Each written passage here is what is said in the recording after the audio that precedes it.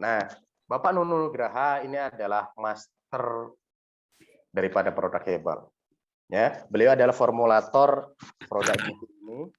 Ya, jadi nanti kalau ada yang bertanya, tolong di chatting, jangan langsung. Kita manfaatkan waktu beliau karena waktu beliau ini sangat berharga. Jadi pahami ya supaya GT ini bisa masuk sehingga kita bisa manfaatkan aplikasikan kepada masyarakat. Setiap ada pertanyaan jangan dipotong, langsung di chatting sehingga nanti kami bisa melihat sehingga nanti di akhir acara kita bisa langsung tanya jawab ya. Nah, Pak Nunu ini memang ahlinya di bidang ini ya, di bidang ini.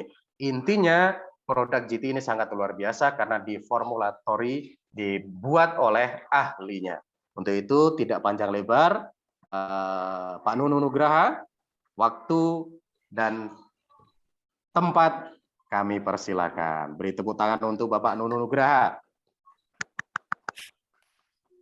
Oke, baik. Terima kasih Pak Maskur yang luar biasa ya. Dan saya cukup berbangga bisa hadir di tengah Bapak Ibu yang sangat luar biasa. Dan Pak Susilo, Pak Maskur, Pak Yudi, terima kasih. Bu Aciang juga. Saya sebetulnya awal-awal penelitian di 2014-2015 itu mendambakan sosok-sosok pejuang seperti Bapak Ibu malam ini yang bisa mengendonesiakan Indonesian Traditional Medicine ini sehingga bisa berbicara ya di level terapi yang memang sumbernya juga melimpah di Indonesia. Kemudian Bapak Ibu sekalian, saya juga patut berbangga ya, artinya semua pusat R&D kami juga kami akan fokuskan untuk atau persembahkan untuk Bapak Ibu semua ya di GT ini karena kami juga sedang dan baru selesai mendevelop itu produk khusus buat penyakit-penyakit yang berhubungan dengan lambung dan usus ya, atau mungkin lebih dikenal dengan penyakit MAH, kemudian penyakit GERD atau gastroesophageal reflux disease, yang bentuknya pun boleh saya kasih lihat, Pak? Minta air. Saya izin kasih lihat ya, mungkin nanti ini saya sudah coba juga ke beberapa orang sambil terus meningkatkan. Sebelum ke materi dulu ya, ini saya ada ada informasi yang menurut saya ini informasi baik buat Bapak Ibu sekalian. Jadi bentuknya hampir sama GT, ya bentuknya hampir sama, ini kelihatan nggak ya? Jadi diteteskan di gelas, nanti warnanya itu sekitar kita teteskan sebanyak, kalau ini sih 10 tetes ya Bapak Ibu sekalian.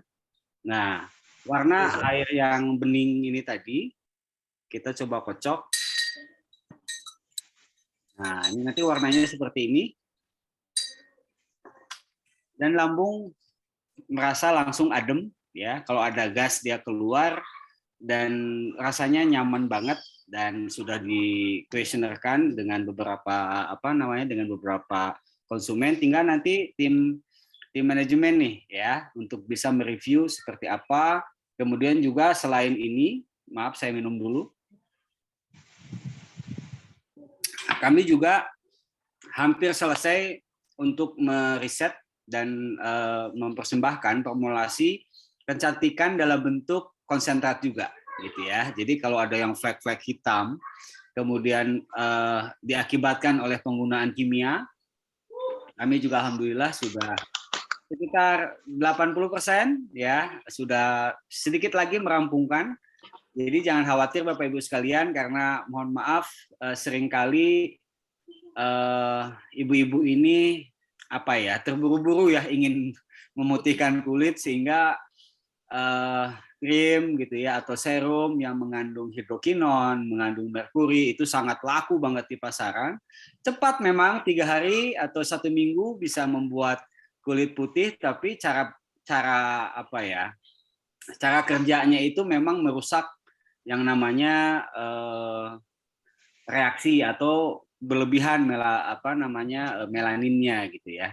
Nah, kami sudah mempromosikan suatu produk yang dengan bangga nanti juga saya akan persembahkan buat Bapak Ibu sekalian yang ada di sini, supaya nanti berjuangnya itu menggunakan senjata yang memang andalan juga, sehingga ketika bertempur dengan siapapun, Bapak-bapak akan sangat pede, Bapak Ibu akan sangat dengan confident untuk bisa mengindonesiakan produk hasil karya orang Indonesia juga, tentunya demikian.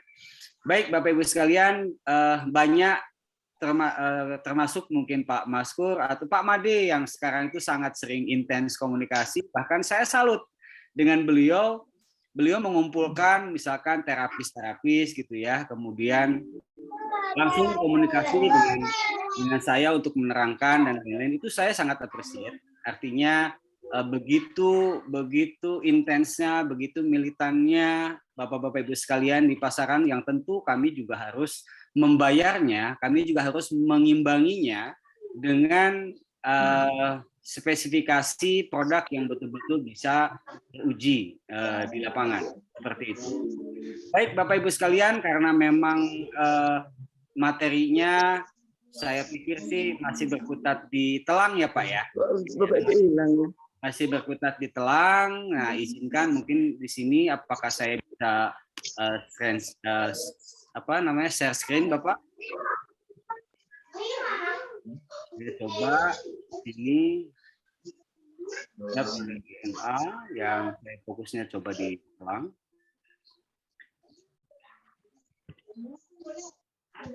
Belum bisa ya?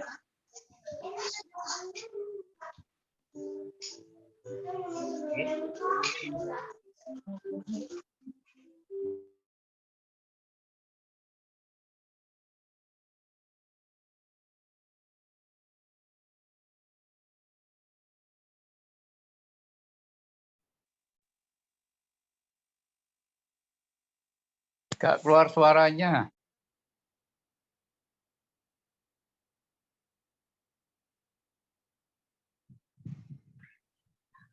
Oke.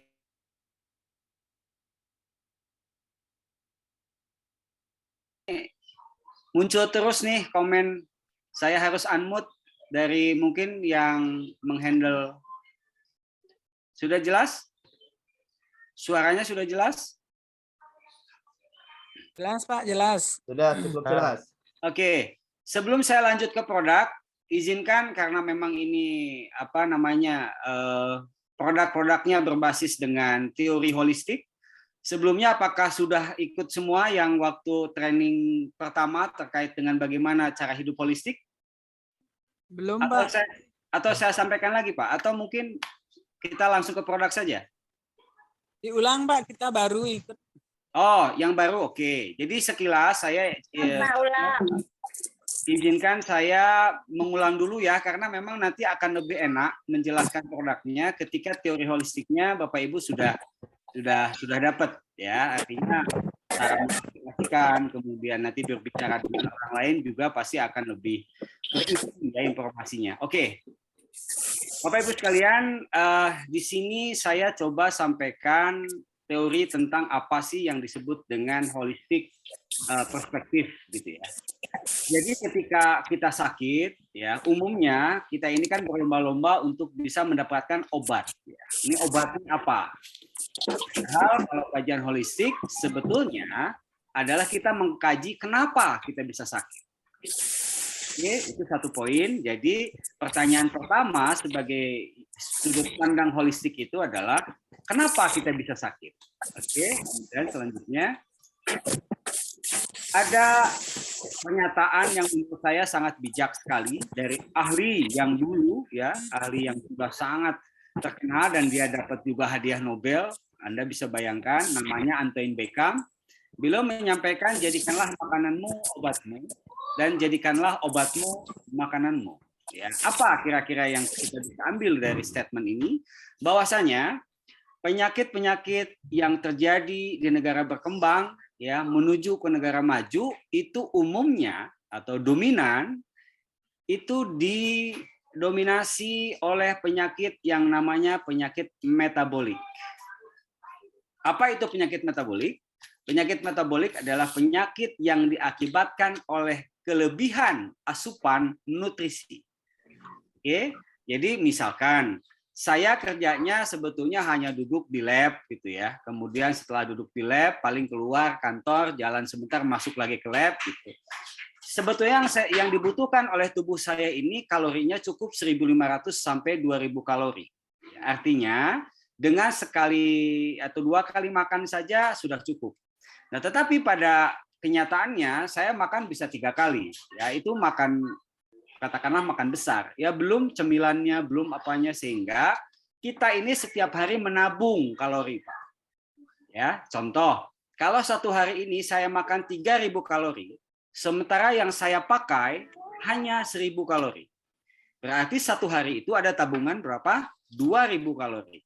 Nah, kalau 2.000 kalori itu terus numpuk satu hari, 1 minggu, 1 bulan, 1 tahun, Anda bisa bayangkan apa yang akan terjadi. Maka sakit itu sebetulnya, mohon maaf, bukan cobaan. Oke, kita pahami itu dulu. Bahwa yang sehat atau kita mau sehat atau mau sakit adalah kita yang mendominasi perilakunya. Maka selain ada anekdot ini atau ada pepatah ini, ada lagi satu, makanlah yang dibutuhkan, jangan makan yang diinginkan. Ini adalah perspektif holistik. Nah, biasanya kalau kita lagi makan, ada tukang bakso lewat, kok kayaknya enak ya kalau nambah. Atau kalau habis makan nasi besar, kenapa kita harus minum teh manis? Yang kalorinya hampir sama dengan makan. Oke, jadi sebetulnya kendali daripada kontrol kalori ini adalah dari kita. Oke, kita sama-sama dulu frekuensinya kita samakan, gitu ya, sehingga nanti masuk di produk ini akan sangat nyambung. Selanjutnya, setelah kita tahu kita hanya makan yang kita butuhkan, bukan makan yang kita inginkan, maka ketika kita sakit, cenderung yang disalahkan faktor eksternal, Bapak Ibu sekalian. Artinya apa? Oh, ini karena virus. Oh, ini karena mikroba. Oh, ini karena whatever. Ya, yang kita salahkan faktornya di luar. Kita jarang membahas tentang bagaimana tubuh kita merespon terhadap tamu-tamu tadi yang datang. Karena prinsipnya kalau pH tubuh kita pH ideal, ya, metabolisme tubuh kita berjalan dengan baik, siapapun tidak akan betah masuk ke dalam tubuh kita. Yang pertama. Yang kedua, pernah nggak kita bertanya kenapa bisa saya bisa sakit atau saya kena infeksi, ya, sementara yang lain kok tidak? Bapak Ibu pernah tidak mengalami di satu komunitas, misalkan tempat bekerja, tempat ngajar, tempat bermain, ya, atau tempat ngobrol gitu. Ketika ngobrol bareng-bareng padahal kok saya sakit, kok dia enggak gitu. Oke, poin kedua. Poin ketiga, apakah selama ini kita makan yang kita butuh atau memang yang kita ingin aja? Artinya ngikutin nafsu. Nah, nanti akan saya jelaskan sebetulnya hormon apa yang bertanggung jawab untuk kita selalu mau makan. Dan bisakah itu dikendalikan? Bisa. Ya, nanti saya akan bahas. Kemudian selanjutnya, lalu sebenarnya siapa yang bertanggung jawab ketika saya sakit? Nah, kemudian apakah Anda tahu rasa sakit adalah alarm tubuh? Contoh, kalau Anda pusing, tengkuk Anda berat, pusing kepala berat gitu ya. Yang biasa kita cari adalah obat buat menghilangkan rasa sakit kepalanya. Padahal sakit kepala itu adalah alarm bahwasanya tubuh memberitahu kepada pemiliknya ada yang salah nih di dalam tubuh komposisinya. Yaitu apa? TG-nya tinggi. Kolesnya tinggi. Selama Anda nggak turunkan ini, maka sakit itu nggak akan hilang. Once ketika minum obat anti sakit, saat itu reda sakitnya, muncul lagi. Ketika polanya memang seperti itu. Makannya, pola tidurnya, pola aktivitasnya, masih yang sama, obat penghilang rasa sakit hanya sementara. Contoh, yang rematik, asam urat. Ketika Anda minum obat, hilang sakitnya. Tapi ketika nggak minum obat, muncul lagi. Berarti kan sebetulnya itu mengobati gejalanya saja, bukan penyebabnya. Next lagi. Nah, sebetulnya kalau yang ini sih bahasan umum ya, ketika kita ngomong virus tuh ya seperti yang saat ini atau tahun-tahun yang lalu kita sama-sama mengalami bagaimana COVID ini mencengkram gitu ya. Sebetulnya varian virusnya tuh udah dari tahun 1900-an loh Bapak Ibu sekalian. Maka kalau kami menyikapinya, virus itu tidak akan bisa dibunuh. Oke, nah ini mungkin nanti materinya terlalu lama, saya langsung lanjut dulu. Harus mendalam kajian tentang virus ya. Kemudian protokol kesehatan, kita ada 2, protokol kesehatan dari luar dan dari dalam. Dari luar Anda sudah kenal 3M, 5M, mencuci tangan, memakai masker, menjaga jarak gitu lah. Tapi pernah nggak protokol kesehatan yang dari dalam? Nah, yang kayak apa namanya GT, kemudian apa namanya glukola. Nah, itu kan protokol kesehatan yang dari dalam. Ya, tapi kita terlalu fokus kepada protokol kesehatan yang dari luarnya. Ya, next lagi. Iya, ini aja. Kalau yang kira-kira ini saya lewat. Nah, ini sebetulnya ada sejarahnya perbedaan teori sehat dan sakit. Dan tentang Antoine Beckham, ya, yang tadi sama Louis Pasteur. Ini kiblatnya memang berbeda, Bapak Ibu sekalian. Di Indonesia yang banyak dianut adalah fahamnya Louis Pasteur. Jadi kalau memang kita sakit, ya akibat oleh apa? Mikroba, maka antibiotik yang dikonsumsi. Atau misalkan ya kalau kita sakit, anti sakit. Ya, kalau kita perut kembung atau mah ya antasida gitu ya. Nah, tetapi kalau yang si Antoine Beckham, ya, Antoine Beckham itu sakit sehatnya manusia ditentukan oleh kadar pH cairan tubuh orang tersebut. Oke, nah bagaimana itu kaitannya? Kaitannya ini, ya. Jadi kalau pH yang normal itu 7,35 sampai 7,45. Oke, jadi pH-nya netral cenderung ke arah basa. Itu pH ideal. Nah, sekarang pertanyaannya bagaimana orang bisa sakit? Bapak Ibu sekalian, ketika saya ngomong seperti ini keluar suara. Oke, ketika keluar suara, hakikatnya itu adalah reaksi metabolisme kalori dari makanan yang saya makan dengan oksigen yang saya hirup, kemudian dia berinteraksi gitu ya, bereaksi mengeluarkan tenaga, mengeluarkan suara. Tetapi ingat, setiap ada energi yang keluar, ada limbah yang dibuang. Nah, ini harap diperhatikan, ini penting sekali untuk memahami gimana orang bisa sakit awalnya. Ingat, ketika apapun aktivitas kita, meskipun diam, ini saya duduk begini, duduk aja ya begini, nggak melakukan apa-apa misalkan. Sebetulnya tubuh ini cenderung nanti turun pH-nya. Ya, kenapa turun? Karena jantung bekerja, paru-paru terus bernapas, ginjal terus dia mengeluarkan toksin. Semua bekerja tubuh kita meskipun kita diam. Maka pH tubuh itu dia turun. Ingat, tadi Antoine Beckham prinsipnya adalah sehat sakit manusia tergantung dari pH cairan tubuh. Maka kalau pH cairan tubuhnya turun di bawah 7,35, maka efek yang timbul adalah seperti orang lazimnya masuk angin. Perut kembung, kepala pusing, pinggang pegal, ya, kadang sampai diare, sampai muntah-muntah, itu reaksi di mana pH tubuhnya lagi turun banget. Dan nanti akan dijelaskan kira-kira orang yang cancer itu pH-nya berapa. Ya, kemudian orang yang tumor tuh pH-nya berapa, yang diabetes berapa, yang asam urat berapa. Kalau Antoine Beckham prinsipnya naikkan pH-nya ke pH ideal, maka semua sakitnya akan hilang. That is the principle of hemostatic theory. Ya. Nah, karena memang masing-masing organ tubuh kita memiliki tingkat keasaman masing-masing. Ya. Ini cairan pankreas itu pH-nya cenderung basah. Ya, kemudian kalau di lambung itu harus asam. Ya.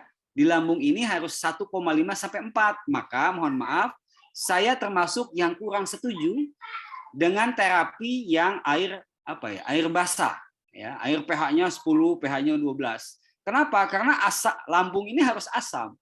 Ketika ada yang membasahkan, maka asam lambungnya akan terus diproduksi karena memang pH-nya harus turun. Karena pH-nya harus 1,5. Maka yang paling betul adalah bagaimana selanjutnya, makan, minumlah ya bahan makanan, bahan minuman yang memang bisa mengembalikan pH tubuh kita ke pH ideal. Nah, di sini ada macam-macam makanan dan minuman yang sesuai dengan pH yang ideal, ya. Kalau nasi, di sini pH nasi itu pH-nya 5, berarti asam. Kalau Anda banyak makan nasi, berarti pH tubuh Anda akan asam. Oke, nasi perlu buat kalori pembangun, ya. Tetapi kalau over nasinya, pH Anda akan asam. Maka dari over nasi tadi, potensi yang timbul adalah pertama sekali adalah prediabetik. Apa itu prediabetik? Fase di mana sebelum masuk ke diabetes. Kenapa? Karena over kalori yang masuk. Kemudian ini cara videonya, Anda bisa perhatikan dengan seksama mulai dari kalori itu masuk ke dalam tubuh. During digestion, chemicals in your stomach break down carbohydrates into Nah, ini glucose, karbohidrat which masuk, is Bapak Ibu absorbed sekalian, into your perhatikan. bloodstream.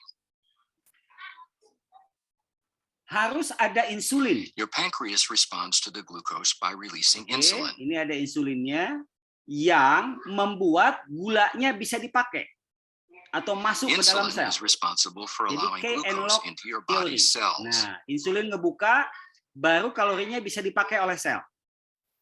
Oke, nah ini adalah normalnya. When the glucose enters Nah, your cells, tetapi pada the amount penyakit of glucose diabetes in your tipe 2, bloodstream falls. ya kalau diabetes tipe 2, insulinnya ada, ya. Anda bisa lihat nanti ini If you gulanya, have type 1 ini diabetes, karbohidratnya. your pancreas doesn't secrete insulin, which causes a buildup of glucose in your bloodstream. Nah, kemudian nanti ada insulinnya, tetapi insulinnya nggak bisa buka atau tidak sensitif. Without insulin, Ya. the glucose Tidak can't bisa get into mencerna your gula. cells. Oke, nah ini gulanya nggak bisa If you have masuk type ke 2 dalam sel, diabetes, meskipun your tuh insulinnya pancreas secretes kelihatan. less insulin Insulinnya than your ada, body tapi gulanya requires tidak bisa because your diserap oleh body is tubuh. resistant to its effect. Oke, nah ini insulinnya ngebuka, tapi nggak bisa masuk. Nah itu diabetes tipe 2. Kalau diabetes tipe 1, insulinnya yang nggak ada. Oke, jadi karena insulinnya nggak ada, ya apapun yang Anda makan, sel tidak bisa mencerna, sel tidak bisa menyerap, sehingga apa? Kadar gulanya masuk semua ke dalam darah, sehingga gula darah Anda akan tinggi. Oke, paham ya kira-kira ya? Jadi ilustrasi ini adalah menggambarkan bagaimana diabetes tipe 1, bagaimana diabetes tipe 2 itu ada yang pertama adalah karena insulinnya tidak ada, itu tipe 1. Tipe 2 insulinnya ada tapi tidak sensitif, tidak bisa membuka kanal sel untuk masuk si kalori tersebut supaya dipakai. Nah, ketika tidak bisa masuk ke dalam sel, maka terus aja ada di dalam darah. Sehingga kadar darah Anda nanti gulanya akan naik. Nah, apa peran GT? Nah, baru masuk ya. Nanti apa peran GT di sini? Nanti di produk saya jelasin. Next lagi. During digestion, chemicals in your stomach break down Kalau carbohydrate. ini nanti akan dijelaskan juga yang disebut dengan the mother of disease. Ibunya atau biangnya segala penyakit. Nah, kalau Bapak Ibu paham aja di sini, insya Allah menjelaskannya akan lebih enak. Ya. Nah, ini saya bahas dulu terkait dengan hemostatik tadi. Bagaimana cara nurunin pH? Bagaimana naikin pH? Kalau nurunin pH ya makan kacau aja. Makannya ngaco gitu ya. Habis makan bakso, minum teh manis, itu pH-nya pasti ngedrop. Pasti turun. Kenapa? Ya, karena tadi sumber yang dimakan adalah sumber yang bisa namanya H+. H+ itu makanan, minuman yang bisa menurunkan pH. Apa saja? Daging, daging-dagingan, oke. Apalagi karbohidrat, ya, roti, gandum, mie, apalagi kopi, apalagi yang pasti yang paling gede penyebabnya gula pasir, sejenis gula-gulaan. Nah, itu sangat bisa cepat turunnya pH darah. Pertanyaannya, apa yang bisa naikin? Hanya 3, sederhana sekali. Hanya 3 jenis. Pertama, sayur-sayuran. Kedua, buah-buahan. Ketiga apa? Air putih. Ya air mineral atau air minum. Jadi sebetulnya kalau Anda yang paham terkait dengan namanya food combining, di combine saja Anda sudah bisa pH-nya netral. Contoh, kalau Anda makan nasi, maka minumnya itu Anda misalkan minumnya jeruk peres atau lemon atau buah-buahan yang di jus tapi tanpa gula. Kalau 1 tetes aja gula masuk ke dalam jeruk peres tadi, maka itu sama dengan, maaf, sampah. Apalagi ada masuk apa? Es. Kenapa es saya sangat tentang? Es itu, ingat, untuk membuat es itu kan harus di bawah 20-30 derajat baru jadi es. Oke? Once ketika Anda minum itu es, meskipun dilarutkan ke dalam air, maka yang pertama terjadi adalah vasokonstriksi atau penyempitan pembuluh darah saluran cerna. Jadi kalau pembuluh darah ini, Bapak Ibu sekalian, ada 2 teori. Pertama adalah vasodilatasi, kedua vasokonstriksi. Vasokonstriksi apa? Menyempit. Kalau menyempit, artinya suplai darahnya menjadi berkurang. Kapan itu? Ketika kita minum es. Vasodilatasi sebaliknya, melebar. Pembuluh darah yang masuk menjadi lebih maksimal. Kapan? Kalau kita minum air hangat. Kalau dikaitkan dengan makanan minuman ya. Nah, ketika kita minum air hangat. Nah, kemudian yang kedua, kaitannya dengan enzim yang terjadi. Contoh, kalau Bapak Ibu makan nasi lah, let's say ya. Makan nasi, terus makan nasi dikunyah, kemudian ada nasi yang sisa. Nah, nasi sisa itu kalau kita misalkan coba ambil, kemudian Anda rasakan, itu kan rasanya manis ya.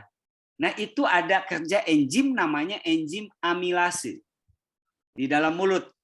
Ya, fungsinya buat mencerna terlebih dahulu kalori yang masuk, pakai enzim amilase buat memecah amilum. Amilum itu sejenis pati-patian. Nasi termasuk pati, singkong pati, apalagi jagung pati, ya, ubi pati. Nah, itu dipecahnya sama amilase. Masuk ke dalam saluran cerna, namanya ada lipase. Ya, enzim lagi tuh, ya, amilase, lipase, protease. Ya, protease itu memecah protein. Kalau Anda makan daging, makan bakso, gitu ya, enzim inilah yang berfungsi mengurai makanan. Kalau Anda minum es, enzim itu menjadi tidak bekerja maksimal. Kenapa? Enzim itu hanya bisa bekerja di suhu tubuh yang ideal. Tubuh kita berapa? 36 sampai 36,5. Lah, kalau Anda minum es, suhunya langsung turun, enzimnya nggak bisa bekerja maksimal. Ya, karena memang hanya bisa bekerja di dalam suhu yang optimal seperti itu.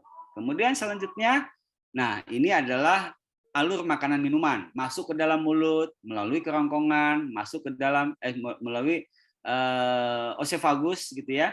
Masuk lambung, lambung nanti masuk ke, setelah dari lambung ke duodenum ya, kemudian ke ilium, ke usus, nanti masuk ke kolon, habis ke kolon masuk ke rektum. Nah, disinilah letak yang tadi saya maksud the mother of disease.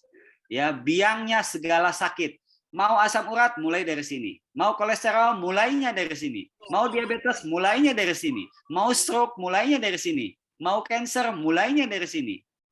You name it, apa aja sebut penyakitnya. Di sini mulainya. Bagaimana proses terjadinya sakit ini? Oke, kita saksikan sama-sama. Called the body. Gastric juice is produced and mixed with a mass of chewed food. The main component of gastric juice is gastric acid. This eliminates bacteria in the food. Oke. Sedikit-sedikit ya. Jadi ketika lambung mencerna makanan, oke, ingat tadi gastric juice ini ya, atau cairan lambung ini ketika dia mencerna, ini kan harus asam. Oke, asam lambung. Nah, asam lambung ini fungsinya apa? Pertama, menghancurkan makanan. Yang kedua apa? Membunuh kalau ada mikroba yang masuk. Coba. Allah sudah mendesain, ini luar biasa loh. Sudah mendesain sangat luar biasa. Dengan adanya asam lambung yang pH-nya 1,5 sampai 2 atau maksimal 3 gitu ya. Menurut saya sih 1,5 sampai 2. Ya, jadi makanan hancur, kemudian mikroba ya, bakteri yang masuk pun bisa dibunuh. Tapi ingat selanjutnya prosesnya Anda bisa ikuti. Also helps to prepare the food for the following stages of digestion. The muscular contractions of the stomach wall churn the food mass and mix it with gastric juice. 3 contractions per minute move the food mass back and forth. After a certain time, the contents of the stomach are adequately broken down and mixed. Nah, ingat ya, jadi makanan hasil cerna tadi masuk ke usus. Oke, ingat ini asam loh. Oke, ini asam loh yang di lambung ini. Bayangkan tadi pH-nya berapa? 1,5 sampai 2. Asam banget. Ya, mungkin kalau besi aja ini bisa langsung bolong dengan pH yang seasam ini. Nah, lambung ketika masuk ke usus ini kan masih asam. Oke, si bolus namanya. Jadi bolus itu adalah cairan yang berisi makanan tadi, hasil mencerna daripada lambung, namanya bolus, masuk ke dalam usus, ingat pH-nya masih asam. Dan usus ini pH-nya basah. Coba, bisa nangkep dari sini ya. Jadi yang masuk ke ususnya harusnya basah. Maka apa? Maka perannya adalah empedu. Empedu mengeluarkan natrium bikarbonat, disemprot makanan yang tadi masuk, menjadi pH-nya netral ke arah basah. Maka diususlah nanti makanan ini diserap. Nutrisinya, makanannya gitu ya. Kalau yang normal, ingat, kalau yang normal, yang asam tadi disemprot oleh empedu, ya cairan empedu yang tadi disebut dengan pH yang netral cenderung basah tadi, maka ke usus dia menjadi welcome usus. Kenapa? Oh, pH-nya sesuai. Karena fungsi empedunya normal, menyemprotkan natrium bikarbonat. Nah, disinilah letaknya. Kalau ingat, yang pertama penyebabnya ya, the mother of sickness itu penyebabnya yang pertama. Kalau asam dari lambung ini ternyata kita volumenya terlalu banyak, makannya terlalu banyak, volumenya terlalu banyak, maka tidak cukup bikarbonat yang disemprotkan oleh si empedu tadi, maka yang masuk ke usus tetap asam. Maka ususnya menjadi, bisa Anda tebak, ususnya menjadi rusak. Ususnya menjadi apa? Leaky. Leaky itu bocor. Kenapa bisa bocor? Ya karena tadi harusnya basah, kenapa Anda masukkan yang asam? Kenapa masih asam? Orang disemprotnya untuk 100 mili, kenapa Anda makannya 500 mili? Nggak cukup. Jadi ketika makanan asam masuk ke dalam lambung, di situ terjadinya iritasi yang ada terjadi di usus menjadi bocor, maka usus tidak hanya lagi menyerap yang bermanfaat, ya, yang kotor disedot juga mikroba, diambil juga, apalagi uric acid diambil juga, kolesterol masih tinggi diambil juga, karena bocor ususnya. Karena ususnya memang bermasalah karena tadi asam masuk ke dalam usus. Nah ini kalau Anda memahami proses ini, maka nanti selanjutnya untuk menjelaskan bagaimana bisa mengembalikan vitalitas seseorang, kesehatan seseorang akan lebih mudah lagi. Ya, jadi ketika memang mengembalikan pH tadi, menormalkan asupan makanan tadi, sehingga patutlah ketika di awal tadi dikemukakan makan apa yang dibutuhkan, jangan makan apa yang diinginkan. Oke, nah inilah yang disebut dengan leaky gut Called the body. atau Gastric mother juice of is produced disease. and mixed with a mass of chewed food. The main component of gastric juice, Oke, best in small selanjutnya. quantity. Nah, ini kalau yang Muslim ya kita sudah tahu. Jadi sepertiga itu memang buat udara, sepertiga lagi buat air, sepertiga itu buat makanan. Lah jangan fully makanan semua, nanti Anda akan ngantuk. Kenapa ngantuk? Karena setiap karbohidrat, setiap makanan yang masuk ke dalam lambung diperlukan jumlah oksigen yang banyak, sehingga konsentrasi oksigen di dalam kepala terkonsentrasi kepada lambung, sehingga jumlah oksigen yang ada di otak menurun. Maka otak memerintahkan, ya, organ susunan saraf pusatnya memerintahkan mulut buat menguap, artinya buat apa? Supaya kita tidur, supaya maksimal oksigen yang dihisap. Kira-kira begitu ya. Kalau ada pertanyaan, kok habis makan saya ngantuk ya? Ya makannya pasti kebanyakan gitu ya. Next lagi. Penyebab sakit yang sangat dominan tadi leaky gut. Nah, sinus ya, sinus yang biasa gampang alergi lah gitu ya. Kemudian apalagi mau apa namanya, mau berjerawat, eksim, psoriasis, macam-macam. Sampai tadi ya yang mau apa, metabolik tadi. Metabolik itu penyakitnya apa? Karena kelebihan jumlah asupan kalori yang kita konsumsi. Ya, kalau banyak kolesterol Anda akan menderita kolesterol, banyak uric acid Anda mengakibatkan asam urat, banyak karbohidrat akan menyebabkan diabetes. Nah, seperti itu kira-kira ya perjalanannya. Apa yang harus dilakukan? Ini nutrisi. Nah, saya langsung masuk ke produk saja karena mungkin pengantar holistik sampai situ saja, karena kalau didetailkan itu nanti saya takutnya waktunya tidak cukup. Izinkan saya langsung masuk ke produknya saja. Apa yang kami kembangkan sejatinya memang untuk bisa mengatasi gangguan-gangguan penyakit metabolik tadi, ya. Sehingga yang pertama yang kita launch itu adalah Glucola, ya. Glucola ini Bapak Ibu sekalian, ini kerjasama kami dengan salah satu guru besar di Universitas Padjadjaran, namanya Ibu Ida Suhadi. Beliau mengembangkan ini sudah hampir 10 tahun yang lalu. Kemudian diskusi sama saya, kebetulan saya pengurus pusat di Ikatan Apoteker Indonesia. Kita sering bertukar pikiran bagaimana caranya supaya bisa kita fokuskan penelitian ini ke bahan-bahan yang memang bermanfaat dan bisa mensubstitusi atau mengganti dengan produk-produk yang sintetis atau yang kimia. Maka kami sepakati untuk mendevelop produk namanya Glucola. Nah, isinya ini adalah Satoimo. Apa itu Satoimo? Satoimo adalah talas Jepang. Ya, talas Jepang itu kenapa? Karena di salah satu penelitian ada satu daerah di Jepang itu yang umur hidupnya ya itu di atas 100 tahun. Nah, ternyata setelah diteliti apa sih makanan mereka? Makanan pokok mereka adalah Satoimo, talas Jepang. Nah, Satoimo inilah yang terkandung di dalam Glucola ini. Nah, bayangkan Anda bisa baca di box ya, kalau Bapak Ibu sudah mendapatkan box Glucola CR, itu akan tertulis ada 16 asam amino.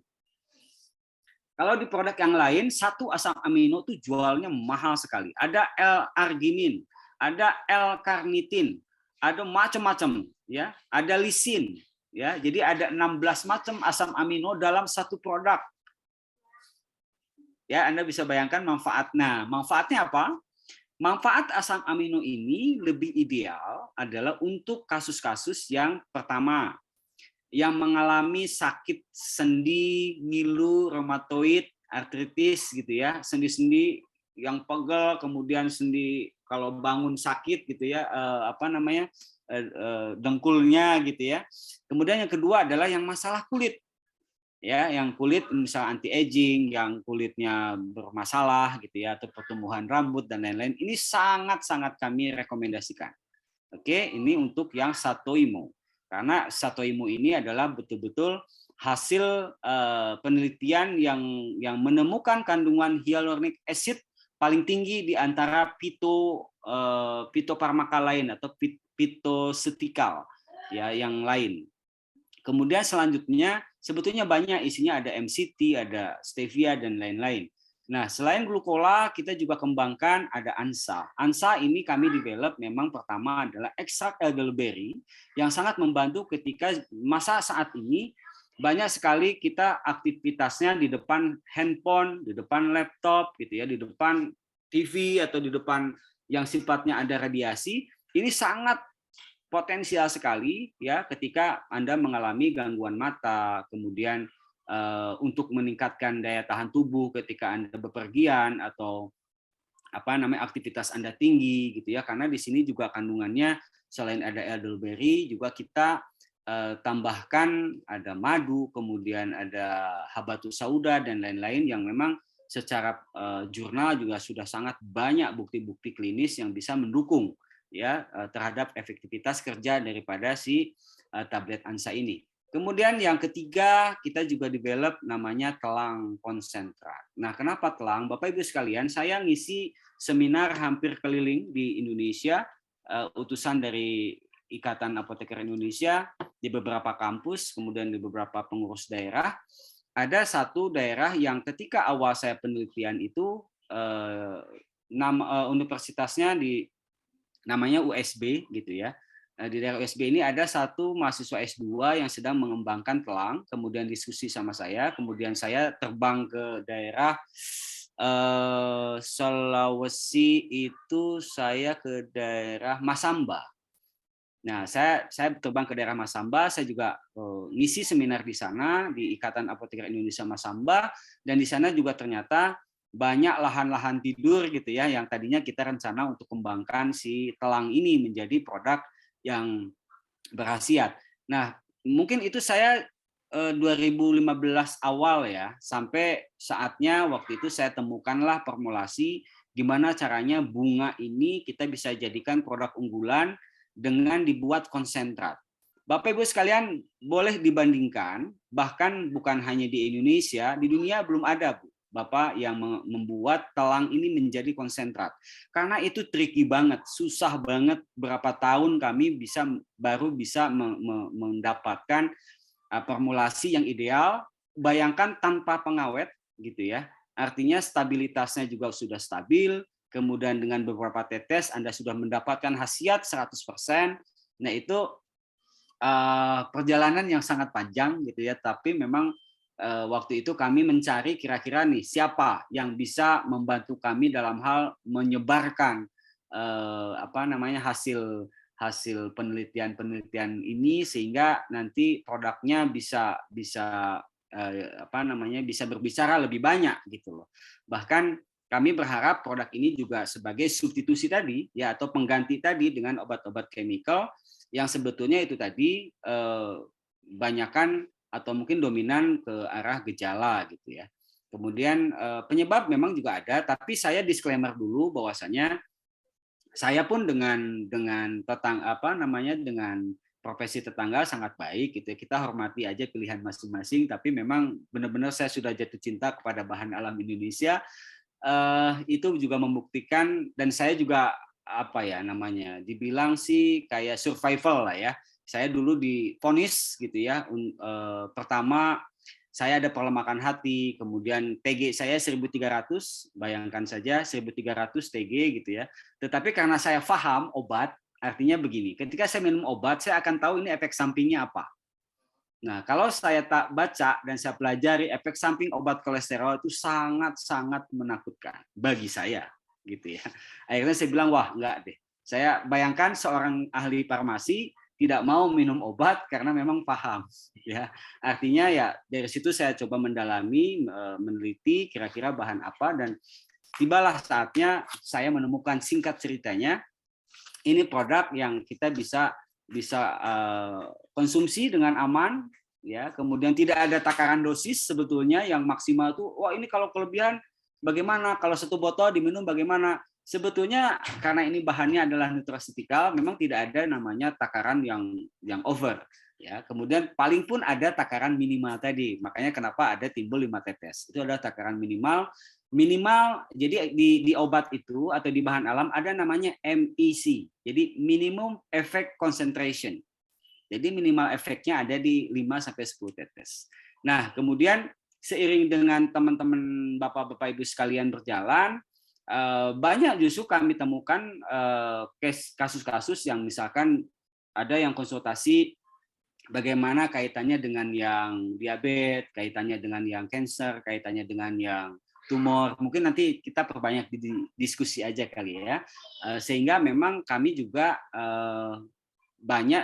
atau fokusnya adalah sekarang bagaimana caranya membuat formulasi-formulasi lain yang bentuknya konsentrat, karena memang dari segi stabilitas ini lebih stabil ya dibanding mohon maaf bentuk sirup lah, bentuk apa yang ada campuran pengawet, ada campuran ada apa dipakai stabilizer lah, pewarna dan lain-lain gitu. Tapi memang ini kami murni betul-betul bahan alam yang kita racik konsentrasinya sehingga bisa lebih maksimal kerjanya gitu ya. Nah, telang ini sebetulnya yang sangat menarik adalah kandungan antosianinnya itu sangat-sangat tinggi dibanding dengan yang bahan-bahan alam lain. Antosianin itu zat warnanya ya Bapak Ibu sekalian, karena ternyata zat warna telang ini yang berkhasiat atau namanya antosianin ini sangat efektif sekali untuk kasus-kasus yang sakitnya diakibatkan oleh metabolik tadi ya, sehingga fungsi hatinya dibetulin, cleansing ya. Jadi hati itu Bapak Ibu sekalian fungsinya adalah buat menetralisir racun yang masuk. Jadi misalkan kita masuklah makanan atau minuman yang beracun, yang bertanggung jawab buat mencuci atau membuat itu menjadi tidak beracun adalah hati untuk awal. Namanya ada first fast effect di hepar atau di hati. Baru nanti penyaringannya di ginjal gitu ya. Nah, ini untuk fungsi hatinya dimaksimalkan, fungsi hatinya menjadi optimal, maka metabolismenya juga menjadi baik. Maka dari testimoni Bapak Ibu sekalian, ada yang penyakit-penyakit kronis ternyata bisa diatasi, penyakit-penyakit yang sudah lama ternyata bisa dibantu oleh GT ini, karena memang fungsinya adalah bagaimana caranya mesin pembersih ini kita betulkan dulu metabolismenya. Karena kalau pembersih ini bagus ya, semua metabolisme tubuh Anda juga akan bagus. Seperti itu. Mungkin itu saja Bapak Ibu sekalian yang bisa saya sampaikan sementara ini. Paling saya informasikan tadi yang sedang kita develop sesuai dengan arahan daripada manajemen GMA, itu yang kaitannya dengan kulit, kemudian kaitannya dengan lambung gitu ya. Itu yang sedang kami kembangkan, dan semoga dalam waktu dekat Bapak Ibu sekalian bisa merasakan manfaatnya dari riset yang sedang kami kembangkan. Dan barusan saya share di grup atau ke manajemen, itu ada nanti acara saya tanggal 12 ini. Bayangkan Bapak Ibu sekalian, kami diundang oleh profesor-profesor peneliti bahan alam di Indonesia. Mungkin nanti bisa di-share Pak Susilo, mungkin ada WA yang saya kirim, karena saya nggak sempat upload di materi. Nah, itu adalah para ahli bahan alam di Indonesia yang kerjasama juga dengan BRIN, ya, jadi Badan Riset di Indonesia, dan termasuk saya salah satu pembicara di situ, yang nanti kemungkinan hasil riset ini akan saya suguhkan nih ke manajemen GMA, karena luar biasa ya. Di sana itu peneliti-penelitinya yang sudah berkelas internasional, ada Prof. Enos, ada Prof. Mulyono, ada Prof. yang kita sudah sama-sama tahu lah nama-nama besar dia di dunia, beliau-beliau di dunia penelitian. Mungkin demikian Pak Susilo, kemudian Pak Maskur yang bisa saya sampaikan, Pak Yudi, Bu Acia, atas perhatiannya. Terima kasih. Pasti ada salah Bapak Ibu sekalian apa yang saya sampaikan tadi, mohon dibukakan pintu maaf, dan semoga bermanfaat apa yang saya sampaikan. Mungkin kita lanjut ke diskusi. Terima kasih. Assalamualaikum warahmatullahi wabarakatuh. Salam sejahtera bagi kita semua. Waalaikumsalam. Barakallahu fiiki. Warahmatullah. Oke, teman-teman, bapak, kakak-kakak semua, ibu bapak semua, tadi sudah disampaikan oleh Pak Nugraha begitu luar biasa. Silakan kalau ada yang mau didiskusikan atau ada pertanyaan ataupun yang lain, selagi kita masih bersama beliau, silakan langsung saja disampaikan. Nanti mohon angkat tangan dulu bergantian. Namun sebelum kita tanya jawab ataupun ada pertanyaan, kita yang di chat dulu kita baca ya pertanyaannya. Dari Ibu Murdajani, mengapa GT yang sekarang agak kental, jadi kalau mau diteteskan harus direndam dulu dengan air hangat. Pak Nunu mungkin boleh bantu diberikan penjelasan. Silakan Pak Nunu. Oke. GT kenapa agak kental? Mungkin nanti juga akan ada lagi pertanyaan kok agak kental. Mungkin ada yang bilang encer, ada yang bilang apa ya, Bapak Ibu sekalian. Pada saat penyimpanan memang baiknya kami sebetulnya sudah membuat formulasi yang ideal. Artinya mau disimpan di mana saja sih tidak rusak dalamnya, gitu ya. Nah, tetapi memang kalau disimpannya di tempat yang suhunya misalkan dingin, gitu ya, memang cenderung akan lebih terkesan mengental. Kalau di daerah panas akan cenderung mencair. Itu sih sifat alamiah semua bahan ya. Karena memang jujur kami tidak pakai pengental, kami tidak pakai pengeras lah atau apa gitu ya. Memang itu murni dari ekstrak, sehingga memang kalau ekstrak itu ngikutin bagaimana perlakuan kita terhadap si ekstrak ini.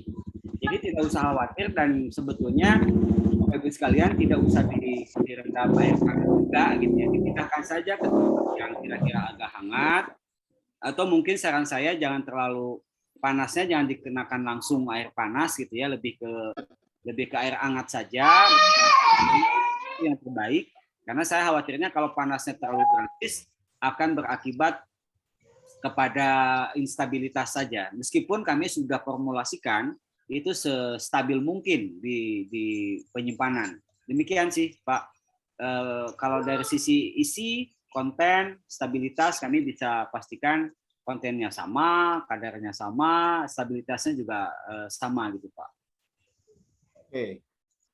Pada prinsipnya karena ini alami mengikuti bahan ya Pak ya. Ya betul Pak, seperti itu. Baik, Pak. Ini ada pertanyaan yang kedua. Siti sekarang warnanya lebih bening. Nah, mungkin ini bisa dijelaskan sekalian Pak Nugraha. Iya. Bisa. Nah, silakan Pak.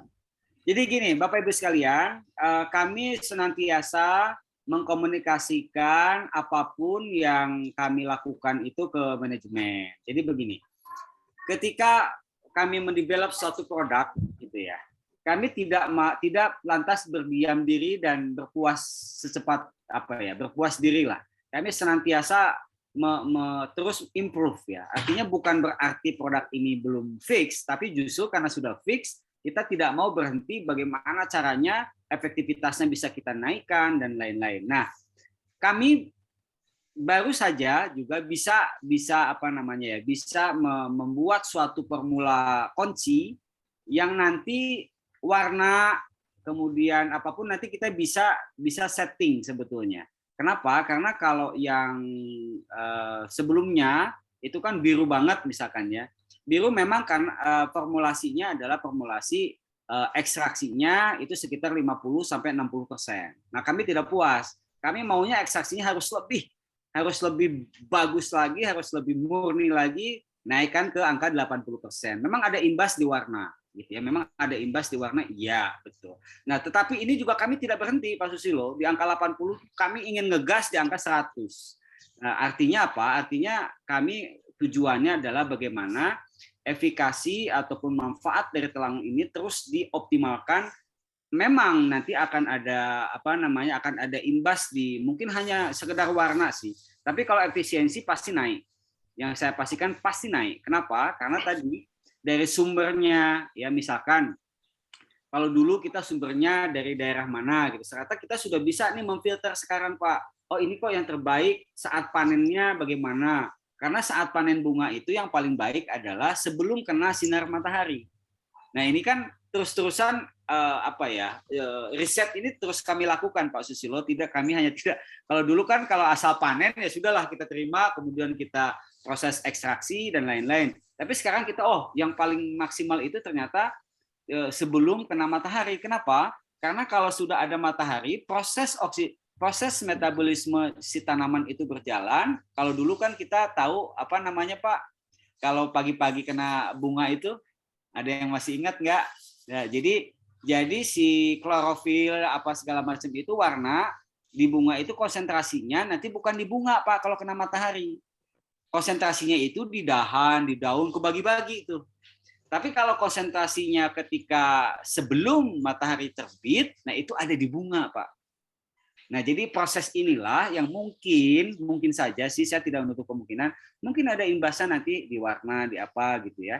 Sehingga tapi tetap konsentrasi kami adalah bagaimana efisiensinya atau efikasinya bisa kita tingkatkan. Demikian Pak Susilo.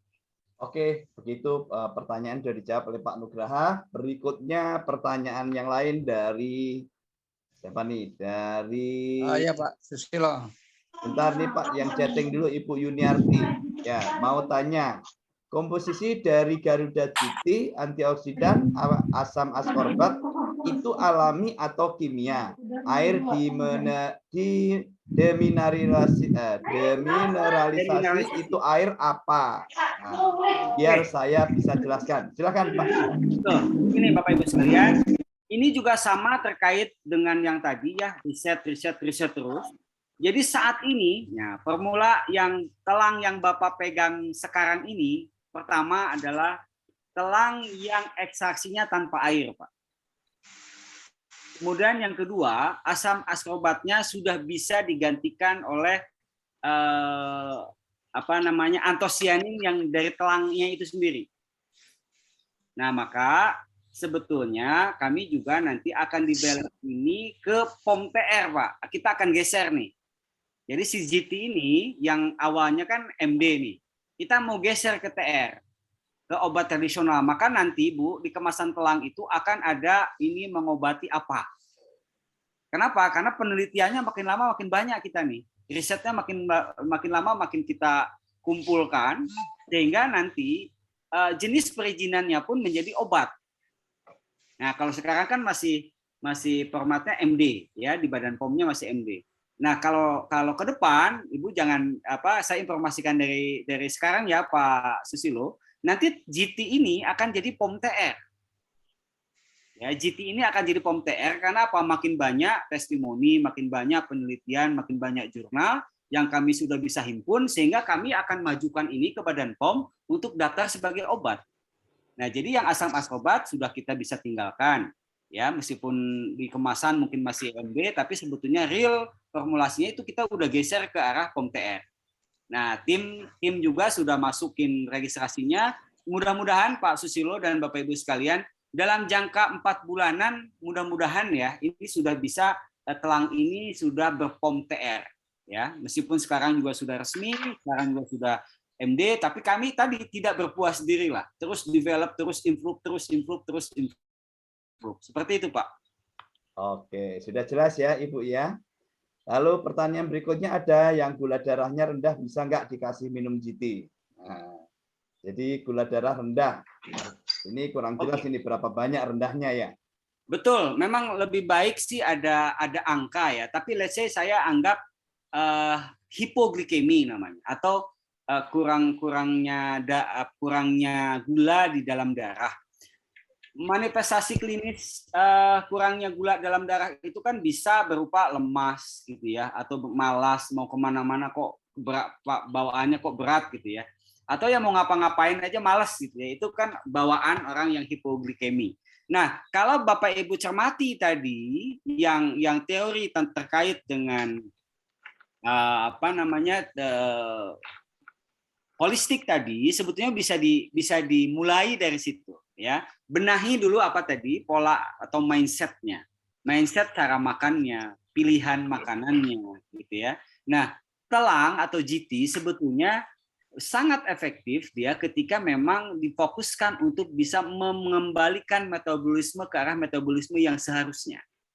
Nah, ini bisa diaplikasikan bisa ke yang hiper, bisa ke yang hipo. Ya. Bisa ke yang hiper, bisa ke yang hipo. Kenapa?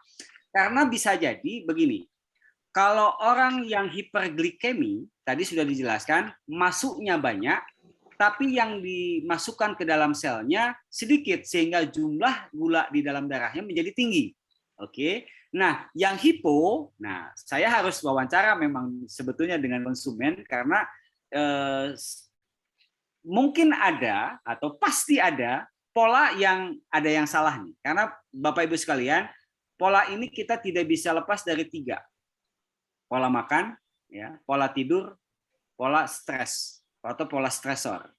Nah, saya jelaskan sedikit Pak Susilo terkait bagaimana stres ini bisa naikkan atau menurunkan gula. Begini, seseorang ketika stres Kan kalau stres itu terlalu memikirkan sesuatu dengan berat banget. Ini saya kasih contoh yang hiper dulu ya. Misalkan orang diabetes nih, udah diponis diabetes, Pak Susilo. Biasa kan orang stres, Pak.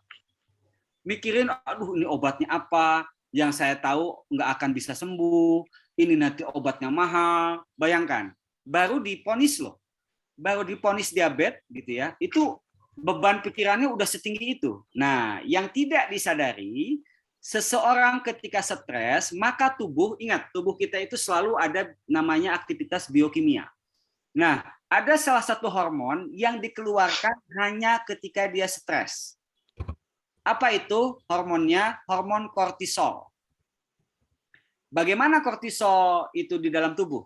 Nah, kortisol itu ketika dilepaskan ya oleh anak ginjal suprarenal. Jadi ada satu kelenjar di atas ginjal, nama kayak kacang gitu Pak, namanya kelenjar suprarenal. Dia mengeluarkan yang namanya kortisol tadi.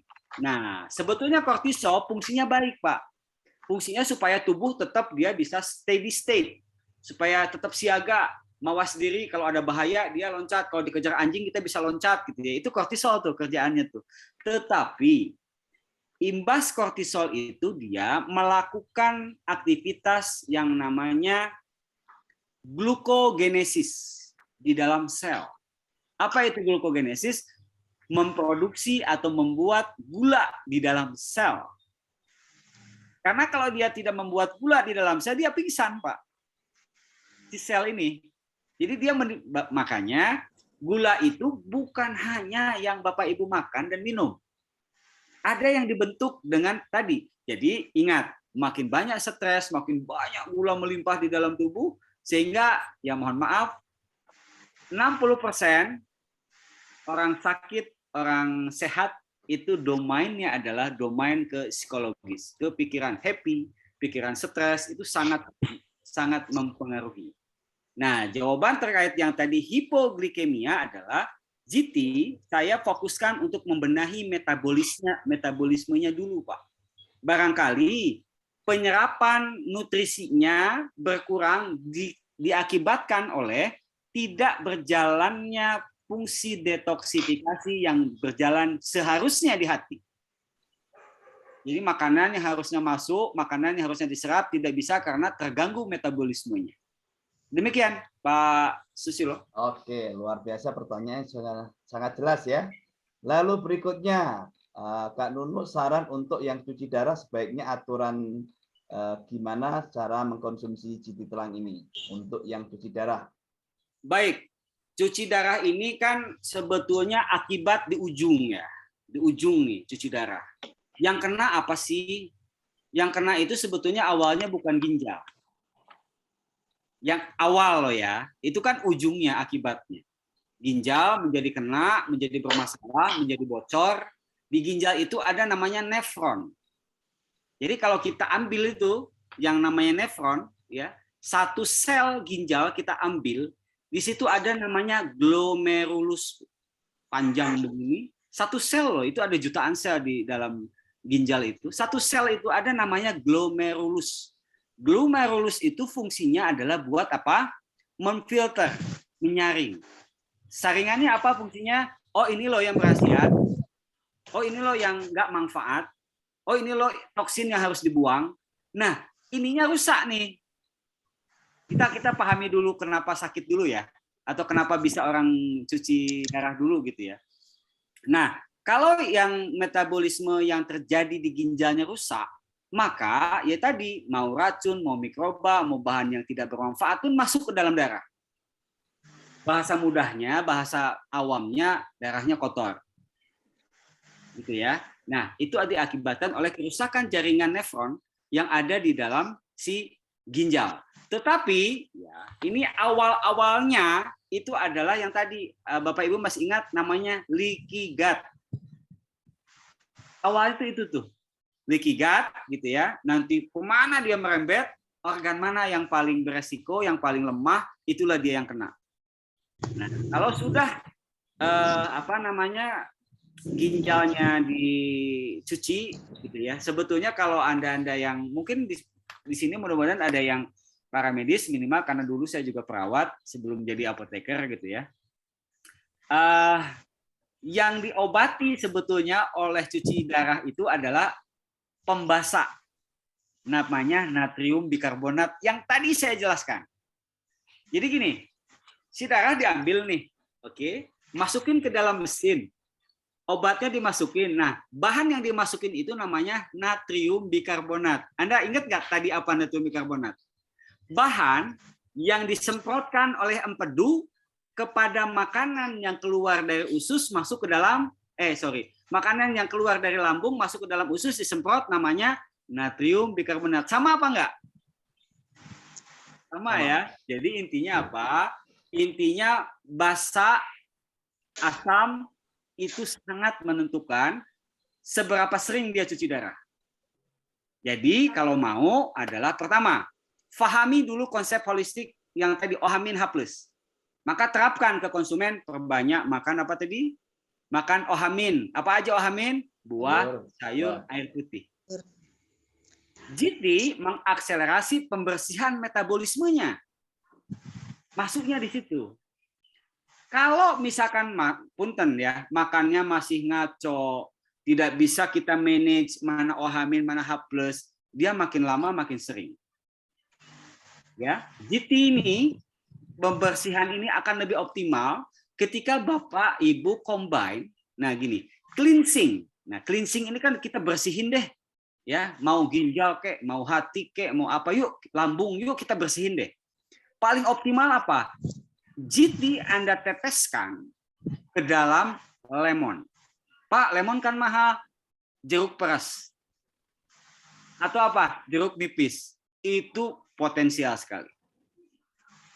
Ya, jadi untuk yang apa namanya, yang ginjal atau nih yang kedua nih, Anda bisa minumkan tebu yang diperas langsung loh ya.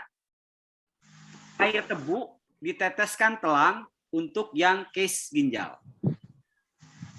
Gangguan ginjal. Anda coba sekarang gini deh. Pasti semua kan rajin browsing nih. Nah, coba Anda klik nanti browsing the benefit of sugar cane. Atau bahasa Indonesianya manfaat dari air tebu untuk ginjal. Silahkan Anda browsing. Memang untuk literatur Indonesia agak terbatas. Literatur luar banyak banget. Tapi kan itu bisa diterjemahkan. Jadi Anda minumlah yang namanya air tebu 1 gelas, teteskan telang 5-10 tetes. Kasih kabar saya selama seminggu, Pak. Pertama, pagi-pagi lemon teteskan telang. Siang air tebu teteskan telang. Malam lemon teteskan telang. Yang bertanya ini, tolong seminggu kabari saya progresnya. Saya kok ada keyakinan akan membaik. Demikian. Oke, Bu Rini, itu sarannya ya. Pagi sama lemon, siang sama air tebu, malamnya sama lemon lagi 5 tetes. Gula jauh-jauh ya, jangan sampai kena gula tuh. Dan Setetes tidak boleh pun jangan ada sampai kena gula setetes pun. Oke, luar biasa. Baik, masih bisa lanjut Pak Nunu? Banyak sekali nih pertanyaannya nih. Saya bingung dari mana ini ya. Masih bisa ya? Oke. Saya harus ngimbangi semangat Bapak Ibu, jadi harus bisa, Pak. Siap. Wah, dahsyat ini yang saya suka ya. Oke, untuk kanker kulit melanoma, apakah bisa diobati dengan GT dan caranya bagaimana? Mungkin singkat Pak Nunu, silakan. Baik, ingat, saya selalu mengajak Bapak Ibu ke tadi, teori homeostatika. Kita bersihin dulu deh. Whatever your disease, gitu ya. You name it deh, apa aja deh. Kita bersihin dulu nih, Pak. Nah, kalau bersih tanpa GT bisa, tapi ya agak lama. Kalau dengan GT akselerator, Pak. Ya, jadi manifestasi klinis tadi artinya tuh gini. Manifestasi klinis itu artinya adalah efek yang timbul di terhadap tubuh kita ini, gitu ya. Bisa organ tuh maksudnya apa? Kalau jantung mungkin ada penyempitan, gitu ya. Ada kolesterol, ada arteriosklerosis namanya, atau pengerasan pembuluh darah. Benar Pak, yang ke hati tadi mungkin ada pengerasan hati, ada yang lambung, ada yang GRED, ada yang ke mana lagi, paru-paru, mungkin ada yang gangguan paru-paru. Ke kulit, nah itu salah satunya. Jadi itu cerminan daripada leaky gut. Jadi Bapak Ibu kalau ngikutin materi leaky gut itu ada yang kelainan di kulit itu, ya, ada sinusitis lah, ada apalagi tadi lupus erythematosus, ya. Lupus erythematosus itu kayak kupu-kupu nih di mukanya ini kayak kupu-kupu gitu ya. Nah, itu kaitannya kan dengan sistem IgG dan IgM, kaitannya dengan darah, Pak. Ya, atau ya bahasa awamnya, bahasa biasanya ya darah kotor, Pak. Nah, darah kotor itu yang timbul di dalam tubuh tadi macam-macam, termasuk tadi kulit, mau melanoma, mau jerawatan terus gitu ya. Mau apapun, bahkan yang timbul flek yang kehitam-hitaman, flek itu, coba kalau Anda mau kurangin saja asupan karbo gitu ya atau gula, itu minimal akan berkurang tanpa ngapa-ngapain ya. Tapi nanti dengan produk yang si GMA dan kami kembangkan itu lebih cepat, Pak, ngilangin flek-fleknya ya. Nah, jadi Bapak Ibu sekalian, kembali dulu tadi ke teori hemostatis ya. Tadi harus maksimalkan yang OH-, ya. Apa aja OH-? Buah, sayur, air putih, ya. Boleh nggak nasi? Boleh, silahkan. Tadi siang gitu ya. Nah, kalau bisa buka dengan buah, tutup dengan buah, itu akan lebih optimal. Ditambah GT, akselerasi lagi, Pak. Ya, jadi kasus itu atau kelainan itu akan sangat dirasakan berkurangnya secara signifikan kalau ngikutin yang tadi, ya. Pagi lemon sama GT, malam lemon sama GT, tengah-tengahnya Anda mau makan terserah gitu ya. Kecuali kalau yang kasusnya ginjal tadi saya sarankan sih ada di satu hari itu di siang minumnya ada sugar cane atau dari gula tebu atau tebu yang diperas tadi ya. Seperti itu, Pak. Karena jujur Bapak Ibu sekalian, coba bisa sanggah saya gitu ya. Kalau memang saya salah silahkan disanggah. Gula rafinasi saat ini saya tidak yakin murni dari tebu. Itu adalah proses sintesis dari dextrose dan maltose. Bisa nggak Pak Nunu buat? Bisa. Jadi bukan dari gula, Pak. Jadi maksudnya bukan dari tebu ya. Tapi kalau tebu murni, silahkan. Bukan kata Nugraha, bukan kata saya. Silahkan Anda buka jurnalnya The Benefit of Sugar Cane. Itu luar biasa, Pak, jurnalnya. Jadi jawabannya kepada Bapak, Ibu yang bertanya terkait dengan kelainan kulit tadi, yuk akan lebih cepat jika perbanyak tadi OH-, buah, sayur, dan buah, lebih bagus lemon, tetesin GT, itu akan sangat signifikan. Dalam 1 minggu, boleh kabari saya, Pak. Oke, luar biasa. Itu mudah-mudahan bisa ditangkap dengan jelas. Yang bertanya, berikutnya pertanyaan dari Bapak Suhadi Pasaribu. Dari Batam, saya darah tinggi, Pak. Gimana cara meninggalkan obat amlodipin? Mengganti dengan GT telang berapa tetes, Pak? Dan berapa kali sehari? Nah, baik, Bapak yang bertanya darah tinggi ini adalah akibat menumpuknya natrium, Pak. Natrium itu nama lain dari ya sebetulnya bukan bukan hanya garam ya. Jadi kalau garam garam dapur saat ini sih mohon maaf Pak, saya kurang merekomendasikan. Kenapa? Karena ada proses yang namanya, Anda tahu apa? Proses yang membuat si garam itu putih, bersih gitu. Apa? Ada yang tahu nggak? Prosesnya hidrolisis ya. Jadi memang ada proses bleaching. Bleachingnya pakai apa? Nggak mungkin Pak. Bleachingnya pakai bahan alam. Pasti pakai sintetis juga, pakai kimia juga. Jadi Pak, ganti gula Bapak yang langkah awal dulu lah ya. Ganti gula Bapak dengan gula yang namanya sea salt atau garam garam krosok ya. Tapi garam krosok jangan yang kotor, yang bersih kan banyak nih. Supaya apa? Di dalam sea salt, di dalam garam itu kandungan nutrisinya masih ideal. Jadi ada natrium, ada kalium, apalagi ada kalsium, ada apa lagi? Potasium, ada apa lagi? Magnesium, itu masih ada, Pak. Nah, jadi kalau untuk Bapak, saya saran Pak, karena jujur kasus ini lumayan banyak Pak Susilo. Yang hipertensi itu kita harus pahami dulu kenapa orang bisa hipertensi. Pertama adalah yang pasti akibat metabolik tadi, gitu ya. Saya tidak mau saya tidak mau terlalu menginterogasi Bapak ini, tapi yang bisa saya cerminkan ada 3 pola yang salah satunya Bapak agak ngaco gitu aja deh, ya. Baik pola makannya, baik pola tidurnya, baik mungkin pola stresornya, mungkin pekerjaannya menuntut konsentrasi yang tinggi dan lain-lain. Ya, itu ada pasti salah satu dari 3 inilah faktor penyebabnya. Yuk kita ngomong solusinya. Ketika natrium itu berlebihan, ya, yang mengakibatkan vasokonstriksi pembuluh darah dan retensi cairan. Jadi kalau natriumnya banyak, cairan pembuluh darah Bapak makin banyak Pak yang disimpan di dalam darah. Contoh begini deh. Contoh begini ya. Ini saya akibatkan selang. Pembuluh darah ini telunjuk saya pembuluh darah. Oke.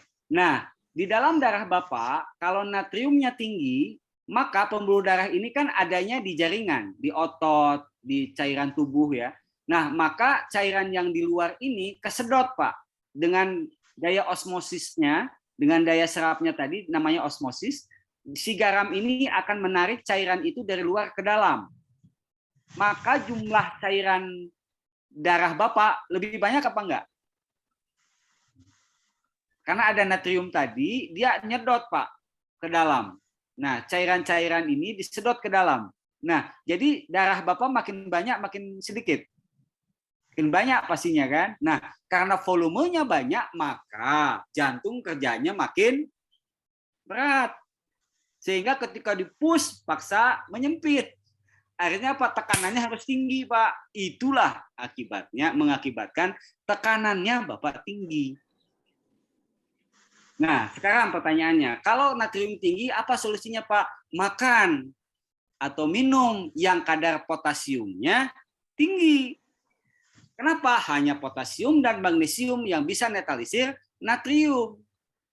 Contohnya apa? Makanan potasium natrium yang tinggi, bayam, alpukat, apalagi pisang, apalagi GT, Pak. GT itu kalsiumnya, potasiumnya bagus, Pak. Magnesiumnya ada. Di telang, Anda bisa bayangkan ada di situ juga yang namanya manggis, Pak. Manggis itu magnesium dan potasiumnya tinggi. Oke, jadi tadi Bapak sudah saya sampaikan 3 penyebab tadi, ya kira-kira yang mana yuk perbaiki, Pak. Itu dulu. Selanjutnya tadi diet potasium, diet magnesium. Ya, salah satunya memang GT, tapi kalau di makanan pisang, alpukat, kemudian brokoli itu magnesiumnya kaya sekali. Terima kasih Pak Sus. Oke, Pak Nugraha luar biasa. Mudah-mudahan Pak Suhadi bisa mencatat tadi. Pak, maaf Pak, belum tadi untuk GT-nya berapa kali sehari dan berapa tetes ya Pak? Oh, berapa banyak Pak maksudnya minum, berapa kali dan berapa tetes Pak Nugraha? Oke. Sarannya. Kalau GT untuk yang hipertensi saya sarankan 5-10 Pak. Tapi dimulai saja 10 Pak, supaya nanti Bapak dalam 3 hari sama 1 minggu bisa diamati. Ya, tadi gini Pak, 10 tetes. Tapi memang Bapak misalkan gini, Bapak senangnya buahnya buah apa nih? Misalkan di jus nih, GT masukin 10 tetes Pak. Atau sayur, misalkan saya sarankan gini Pak. Bapak brokoli, Bapak bisa coba ya. Brokoli, kemudian pakcoy, kemudian ditambah nanas, kemudian ditambah buah merah, Bapak blender. Ya, sebagian kira-kira masing-masing 100 gram lah. Bapak blender, masukkan GT 10 tetes, Bapak mixing tanpa gula loh ya, tanpa susu, tanpa gula, Bapak minum Pak.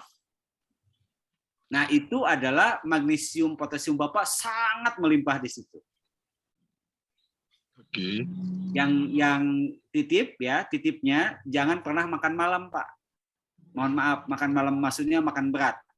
Jadi kalau malam kalau bisa ya minum jus ini aja Pak. Oke. Nah, kalau pagi tadi ingat jangan buka sama karbohidrat, Pak. Roti, nasi gitu jangan, Pak. Buah aja. Bapak makan buah apa, air minumnya tetesin GT 10 tetes, Pak. Tolong konsisten ini 1 minggu aja. Tolong kabari Pak Susilo atau kabari saya, Pak. Progresnya. Oke. Siap. Jelas ya, maaf, Pak Pak. Suhadi. Sedikit lagi. Tarik, Pak. Pak, maaf. Karena kebetulan saya ada lambung. Apa nggak pengaruh kalau saya nggak makan nasi, Pak? Gitu, hanya buah. Oke, gini ya, itu memang pertanyaan sering juga dilontarkan ke saya.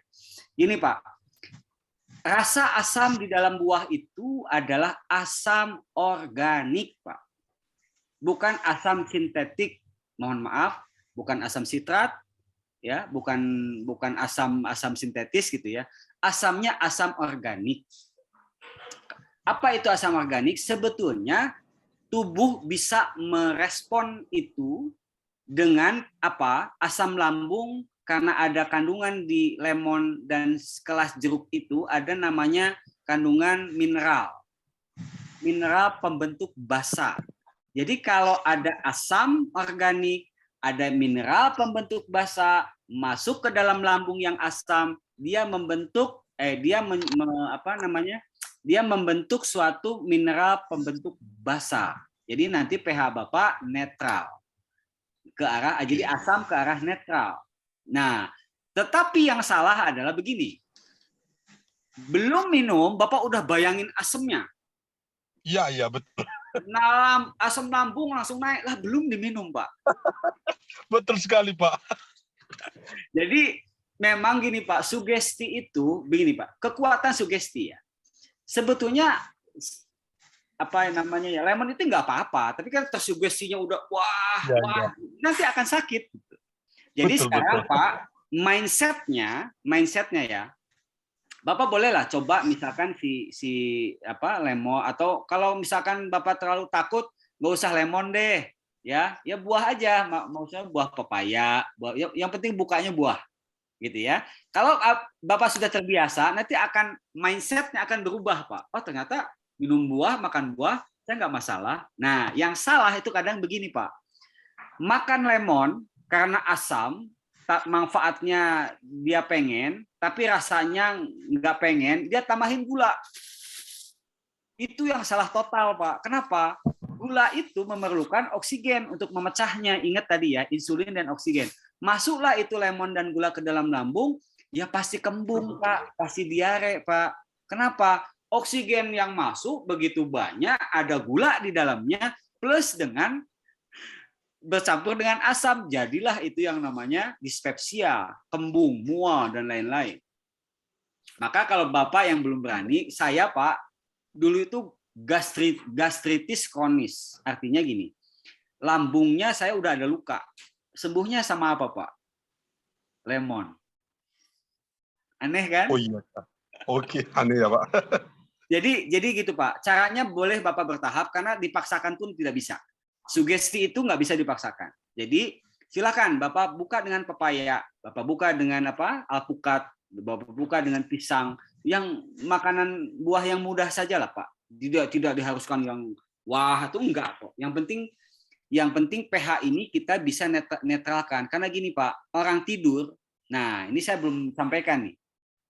Jam 1 sampai jam 3 pagi adalah titik akrofase. Apa itu titik akrofase? Sel darah Bapak, sel darah merah, sel darah putih, kelenjar getah bening, metabolisme sel-sel, perbaikan sel dilakukan saat jam 1 sampai jam 3.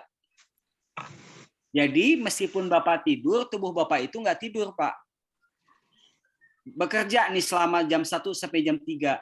Maka barang siapa yang melek jam 1 sampai jam 3, maka melewatkan golden moment ini, Pak. Dia tidak melalui fase perbaikan sel, dia tidak memperbarui pembuluh darah yang harus direproduksi. Karena 3 jam ini, jam 1 sampai jam 3 berarti 2 jam ya. 2 jam ini adalah 2 jam yang golden moment tadi. Maka kalau Anda sekarang melek jam ini, Anda ganti seharian tidur, tidak akan terganti, Pak. Melayang, perasaan nggak enak, nggak semangat. Karena memang jam inilah puncak tubuh healing. Tubuh healing ini ya tadi jam 1 sampai jam 3. Maka Bapak, Ibu usahakan. Mau Ibu tidur jam 12 silahkan. Bangun jam 3 bagus. Tidur jam 11, bangun jam 4 top. Tapi kalau Bapak tidur jam 3, bangun jam 12 siang, mohon maaf Pak, keretanya sudah lewat. Bapak nggak bisa ikut. Nggak bisa diulang juga Pak. Nah, artinya apa? Artinya kalau Bapak bangun tidur, tubuh Bapak tuh asam. tubuh ibu itu asam. Ingat, kalau ibu pagi-pagi sudah sarapan bubur ayam, nasi uduk, itu kan asam lagi Bapak Ibu, itu kan H+. Masa asam ditambah asam, pH-nya makin asam dong. Maka naikkan pH-nya dengan apa? 3 tadi, sayur, buah, air putih. Itu yang untuk menyegah namanya tadi apa? Leaky gut. Untuk menyembuhkan lambung, membersihkan lambung, atau lambung juga harus dibersihin. Ya, jangan hanya badan yang dimandiin, lambung juga harus kita bilas yang bersih-bersih lah. Jadi saat bangun, saat mau tidur, ohamin. Ya, buah, sayur, air putih. Mau tidur, bangun tidur, ohamin. Mau tidur, bangun tidur, ohamin. GT akselerator, Pak. Lebih cepat kalau pakai GT. Healingnya. Terima kasih, Pak Susi. Oke, luar biasa Pak Nunu. Ini pertanyaan buat kita semua, khususnya kepada Pak Suhadi, mudah-mudahan bisa dipraktekkan. Berikutnya Pak Nunu, mengapa Mantap. Ya, mengapa setelah konsumsi GT ada yang merasa ngantuk, diare, tetapi setelah beberapa hari kemudian menjadi normal. Namun demikian ada juga yang tidak mengalami rasa ngantuk maupun diare. Mungkin bisa dibantu dijelaskan, Pak? Ya. Baik Pak, proses healing metabolisme masing-masing orang pasti berbeda. Orang yang dimakan aja berbeda Pak. Yang dipikirin aja berbeda Pak. Sekarang saya lagi mikirin gimana caranya penelitian saya bisa lanjut S3. Itu stresnya saya. Stresnya Pak Susilo kan enggak. Gimana caranya ngabisin duit. Kan begitu Pak. Jadi masing-masing stres kita ini beda. Nah, artinya kalau di dunia farmasi itu ada namanya farmakodinamik dan farmakokinetik, Pak. Farmakodinamik itu bagaimana peran tubuh terhadap obat.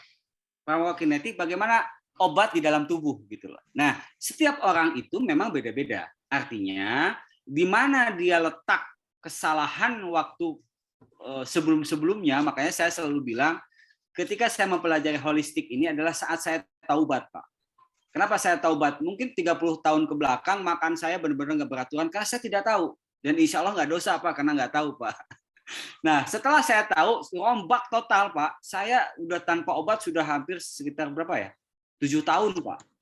Bayangin dulunya minum obat kolesterol, anti TG, hampir tiap pagi. Meskipun saya punya apotek Pak. Tapi kalau Lipitor 1 box itu sejutaan lebih hampir 2 juta Pak. 1 box. Ya lumayan juga nguras kantong Pak. Ya artinya dan coba deh kalau dipelajari lagi efek dari atorvastatin itu apa sih? Salah satunya loh ya saya bocorin di sini. Atorvastatin itu salah dua sebab menyebabkan pertama dikurasnya serotonin. Jadi serotonin ibu tuh nanti atau bapak itu habis tuh dikuras sama si atorvastatin ini nih. Apa itu serotonin? Hormon bahagia, hormon daya ingat. Jadi nanti orangnya stres aja bawaannya. Ngambek aja bawaannya. Kemudian apalagi tadi hormon daya ingat. Dikit-dikit lupa. Dikit-dikit lupa. Kan takut saya Pak. Orang saya masih mau belajar. Orang saya masih mau ngisi-ngisi seminar. Nanti kalau ngisi seminar lupa lagi. Repot saya bilang. Waduh enggak deh. Nah makanya saya migrasi. Saya hijrah Pak. Saya tobat. Ya ini tadi. Holistik ini Bapak Ibu terapkan diri sendiri. Kemudian silahkan sebarkan Pak. Kita jariah jamaah lah. Kita berjariah jamaah, sebarkan ini ke halayak ramai. Dan GT ini adalah persembahan dari kami yang kami betul-betul dengan bangga antosianin yang maksimal, antioksidan yang sangat jitu, yang sangat bagus. Bapak bawa, Ibu bawa, disertai dengan perbaikan yang tadi, kualitas hidup yang tadi, maka suatu saat Indonesia akan betul-betul dihuni oleh masyarakat yang sehat, Pak. Amin. Amin. Dahsyat, luar biasa, Pak. Baik, pertanyaan berikutnya nih, Pak. Apakah benar kalau mengkonsumsi minuman bunga telang dalam jangka panjang akan menjadikan batu ginjal? Apakah benar atau hoax? Ya, ini karena carinya di website. Mungkin sebelum Pak Nunu jawab, saya ini ada banyak testimoni batu ginjal keluar nih, Pak Nunu. Jadi ada yang sebesar batu kacang, ada yang keluar pasir, dan sudah cukup banyak ya sejak minum GT ini. Jadi memang dia tahu ada radang ginjal, ada batu, setelah itu keluar. Jadi mungkin yang bertanya ini mungkin masih belum mengikuti testimoni, silahkan nanti dibuka di YouTube-nya Garudaku tutorial ya. Garudaku tutorial di situ banyak testimoni yang mungkin bisa jadi rujukan. Namun ini Pak Nunu tetap harus jawab nih bagaimana Oke, baik Pak. bisa menjadikan batu ginjal. Silakan Pak. Maaf Bapak Ibu sekalian, kalau saya analogikan begini. Kalau Pak Susilo pulang ke rumah misalkan melalui satu gang, Pak. Ketika Pak Susilo tidak mendapat informasi apapun ke gang itu, Pak Susilo kan cuek aja Pak pulang. Meskipun gangnya gelap kan Pak. Maksudnya berani-berani aja gitu pulang sendiri di gang itu ya. Tapi ketika Pak Susilo pulang kerja ada yang bilang, Pak Susilo, waktu kemarin Pak, saya lewat gang itu Pak, ternyata ada suara nenek-nenek Pak. Sama saya lihat waktu itu ada yang terbang Pak. Warnanya putih. Dan itu Pak, di pas belokan itu Pak, itu nanti tiba-tiba ada yang loncat Pak. Nah, saya tanya ke Pak Susilo, setelah dengar itu kira-kira Pak Susilo gimana lewat gang itu Pak? Pasti agak ngeri-ngeri sedap ya. Nah, jadi gini Pak, ada perang, maaf saya buka di sini ya. Ada perang di antara Big Pharma dengan yang anti Big Pharma. Misal, gini deh. Kalau Anda mendapat informasi bahayanya kolesterol, yang Anda cari apa? Kolesterol. Obat Kolesterol.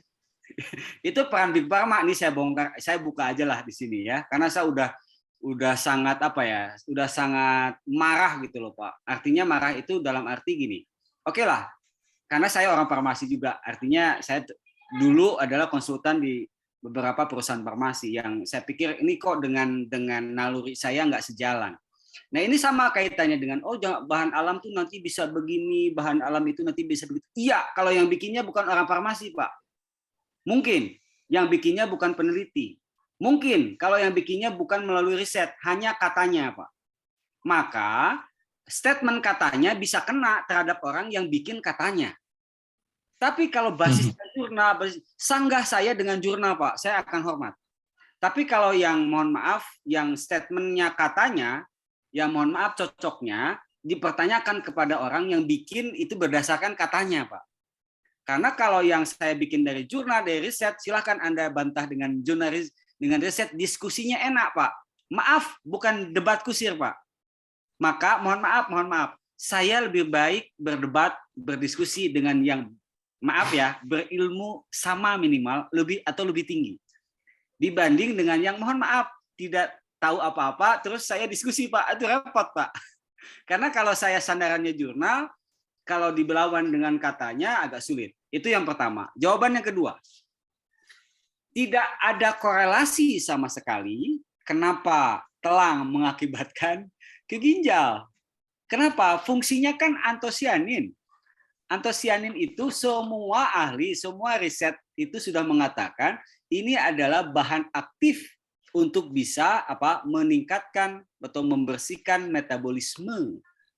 Jadi justru sebaliknya menurut saya yang akan terbentuk batu ginjal atau yang sudah terbentuk kemungkinan besar itu bisa dibantu malah dengan antosianin ini Pak. Maka menurut saya sih yang paling ampuh menjawab itu adalah testimoni. Yang paling ampuh. Karena kalau secara jurnal tadi saya sudah jelaskan, tiba-tiba ngeyel lagi, oh enggak kan ini kan ya, itu makanya Pak agak susah Pak. Kalau diskusi basisnya beda. Basis jurnal dengan basis katanya tidak akan ketemu Pak. Maka silahkan, tubuh Anda paling jujur. Tubuh Bapak Ibu tubuh itu paling jujur kok. Apakah ini bahannya bagaimana, apa segala macam itu yang paling jujur. Tetapi di atas itu semua kita ini kan sudah ada yang namanya penelitian dan riset. Menurut saya sudah cukup Pak. Artinya dalam hal mendevelop ini saya yakinkan telang tidak ada kontribusi atau tidak ada korelasi dengan pembentukan ginjal seperti yang dikhawatirkan. Terima kasih. Oke, terima kasih Pak Nuh. Ini luar biasa. Pertanyaan yang lain nih dari Ibu Yuniarti. Saya coba minum GT selama 3 hari. Saya sembelit dan perut saya kembung. Saya coba ke suami langsung diare. Jadi saya harus cari tahu dulu bahan GT. Nah, gimana bisa dibantu dijelaskan Pak? Baik, yang kembung, yang sembelit, itu pola makan sebelumnya bagaimana? Ya, apakah memang dominan karbohidrat atau dominan misalkan, mohon maaf, dietnya itu minim buah, sayur dan lain-lain. Ya, kalau sebab langsung, artinya begini, misalkan orang minum GT tiba-tiba, wah kok perutnya kembung atau begah dan lain-lain misalkan.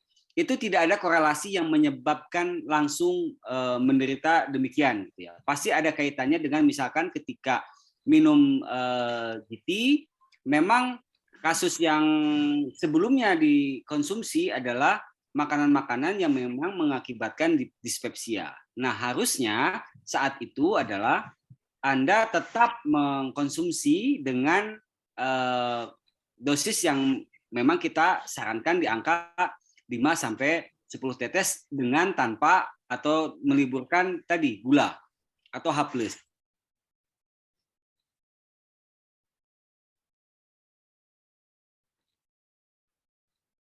Purging itu semacam efek di mana tubuh mencoba buat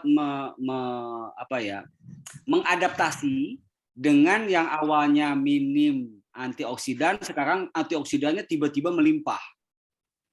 Seperti itu, Pak. Jadi memang enaknya sih saya ada tektokan nih. Jadi nggak penjelasannya mungkin lebih tertuju ya. Tapi kalau untuk telang kemudian mengakibatkan langsung dispepsia itu lambung nggak enak ya, atau perut perasaan tuh nggak enak gitu. Itu harusnya tidak ada korelasi, Pak. Justru mungkin harusnya sebaliknya. Nah, kalau konstipasi, buang air besarnya agak sulit gitu ya, tidak bisa buang air besar, itu di berapa jam? Apakah 1 hari atau 24 jam? Nah, itu saya harus dapat informasi dulu nih ya. Nah, karena kalau tidak dapat informasi utuh, saya khawatirnya jawaban saya tidak begitu mengena gitu loh, Pak. Boleh nanti lanjut, bisa telepon, bisa WA seperti Pak Made, Pak Masur, atau mau di sini dibahas mangga gitu, Pak. Tapi informasi-informasi itu minimal saya butuhkan supaya diskusinya bisa lebih tertuju. Tapi at least yang bisa saya tekankan, ketika Bapak konsumsi telang, kalau efek konstipasi akibat langsung, saya masih bisa mempertahankan. Kalau tesis ya tesis gitu ya, kalau skripsi ya skripsi, bahwasanya tidak menyebabkan secara langsung. Demikian, Pak. Oke, Pak Nunul, luar biasa. Baik, pertanyaan berikutnya. Bismillah, Pak Nunul, salam kenal. Saya Januar dari Kendari. Mau tanya, apakah betul kimia sintetik memandulkan fungsi tubuh? Kimia sintetik gimana, Pak? Memandulkan fungsi tubuh.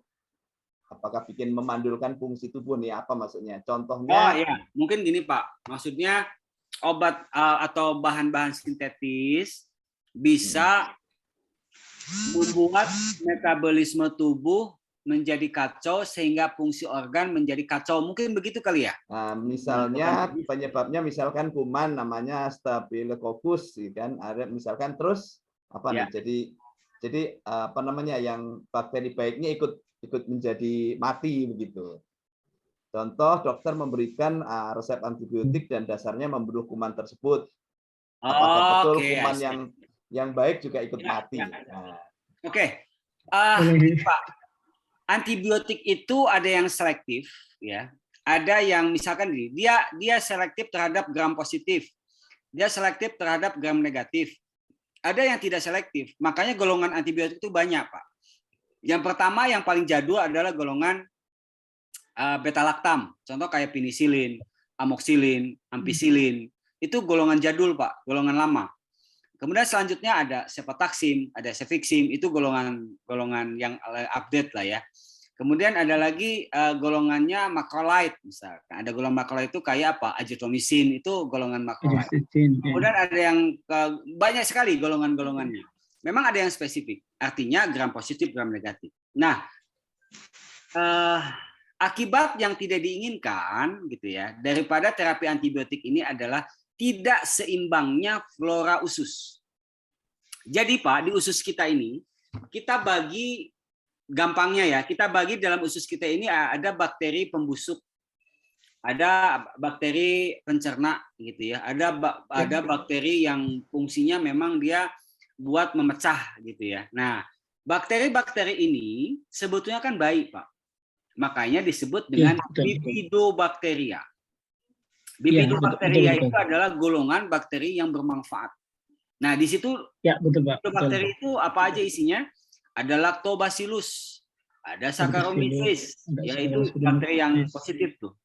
Yang negatif apa? Banyak. Ada Salmonella. Siapa itu Salmonella? Penyebab penyakit tipes. Ada apa lagi? Ada Shigella. Shigella itu siapa? Shigella itu penyakit disentri, Pak. Ada lebih banyak sekali juga memang bakteri yang merugikan atau patogen. Nah, once antibiotik itu masuk, maka dia nggak bertanya dulu, mana nih yang negatif gua sikat. Oh, lu sih positif, usah deh sana gitu. Nggak bisa, Pak. Jadi memang tidak bisa terlalu seselektif makhluk hidup lah katakanlah. Jadi si mikroba ini akhirnya apa? Banyak yang mati. Potensinya apa? Potensinya jamurnya yang tumbuh, Pak. Karena di dalam tubuh itu kalau si bakterinya mati, jamurnya tumbuh. Kalau misalkan bakterinya tumbuh, jamurnya mati. Karena ini ada efek kompetisi, Pak.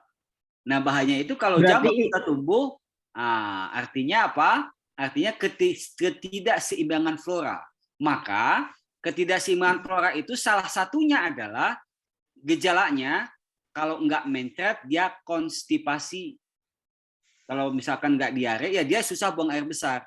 Makanya seperti pertanyaan yang tadi, kok minum telang ada enggak susah buang air besar? Waduh gitu. Apa dulu nih kira-kira Bapak sambil minum antibiotik apa enggak? Misal pertanyaan saya. Yang kedua, apakah Bapak Ibu misalkan habis konsumsi kefir misalkan atau lactobacillus atau apa gitu kan, itu juga harus kita tanyakan, Pak. Jadi memang betul kalau penggunaan antibiotik berlebihan, antibiotik yang tidak tepat akan mengakibatkan ketidakseimbangan flora usus.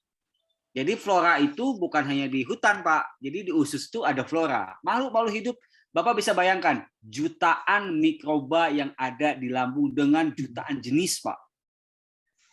Jadi once ketika Anda tadi minum antibakteri, ya tidak akan selektif.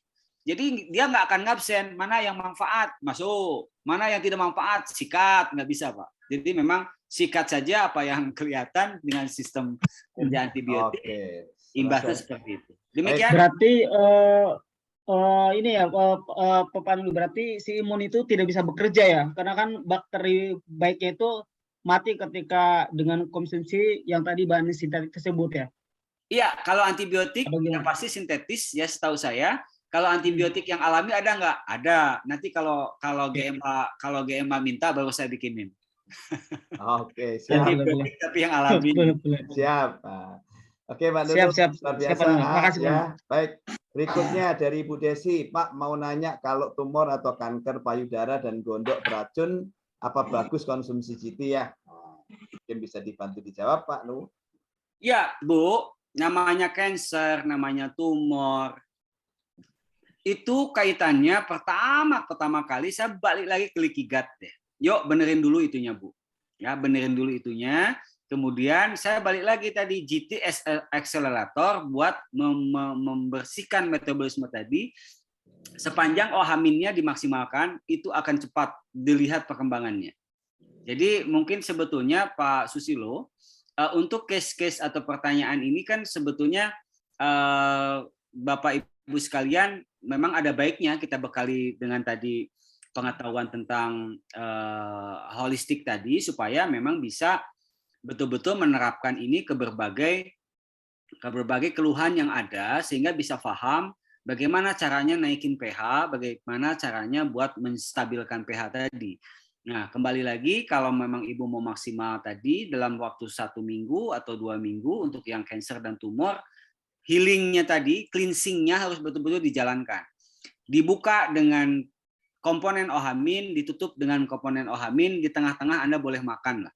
Artinya makan nasi, ya tapi nasinya mungkin setengah porsi biasa, banyakin lauknya, tapi nanti dibuka pada saat pagi dengan buah dan sayur plus GT 5-10 tetes. Kalau untuk terapi sih saya anjurkan 10 tetes ya. Kalau untuk terapi, apalagi terapi yang sifatnya kayak tadi ada yang diabetes, mungkin ada hipertensi, ada yang barusan tumor, ada yang kanker, 10 tetes. Kemudian ditambahkannya kemana? Ke Ohamin. Mau ditambah ke jus buah, mau ada yang berani lemon, silahkan. Kalau terlalu terstigma tadi kayak Bapak yang mungkin agak ketakutan kalau lemon, silahkan buah apa saja. Yang penting tanpa gula. Ingat, makanan tumor, makanan kanker itu karbohidrat.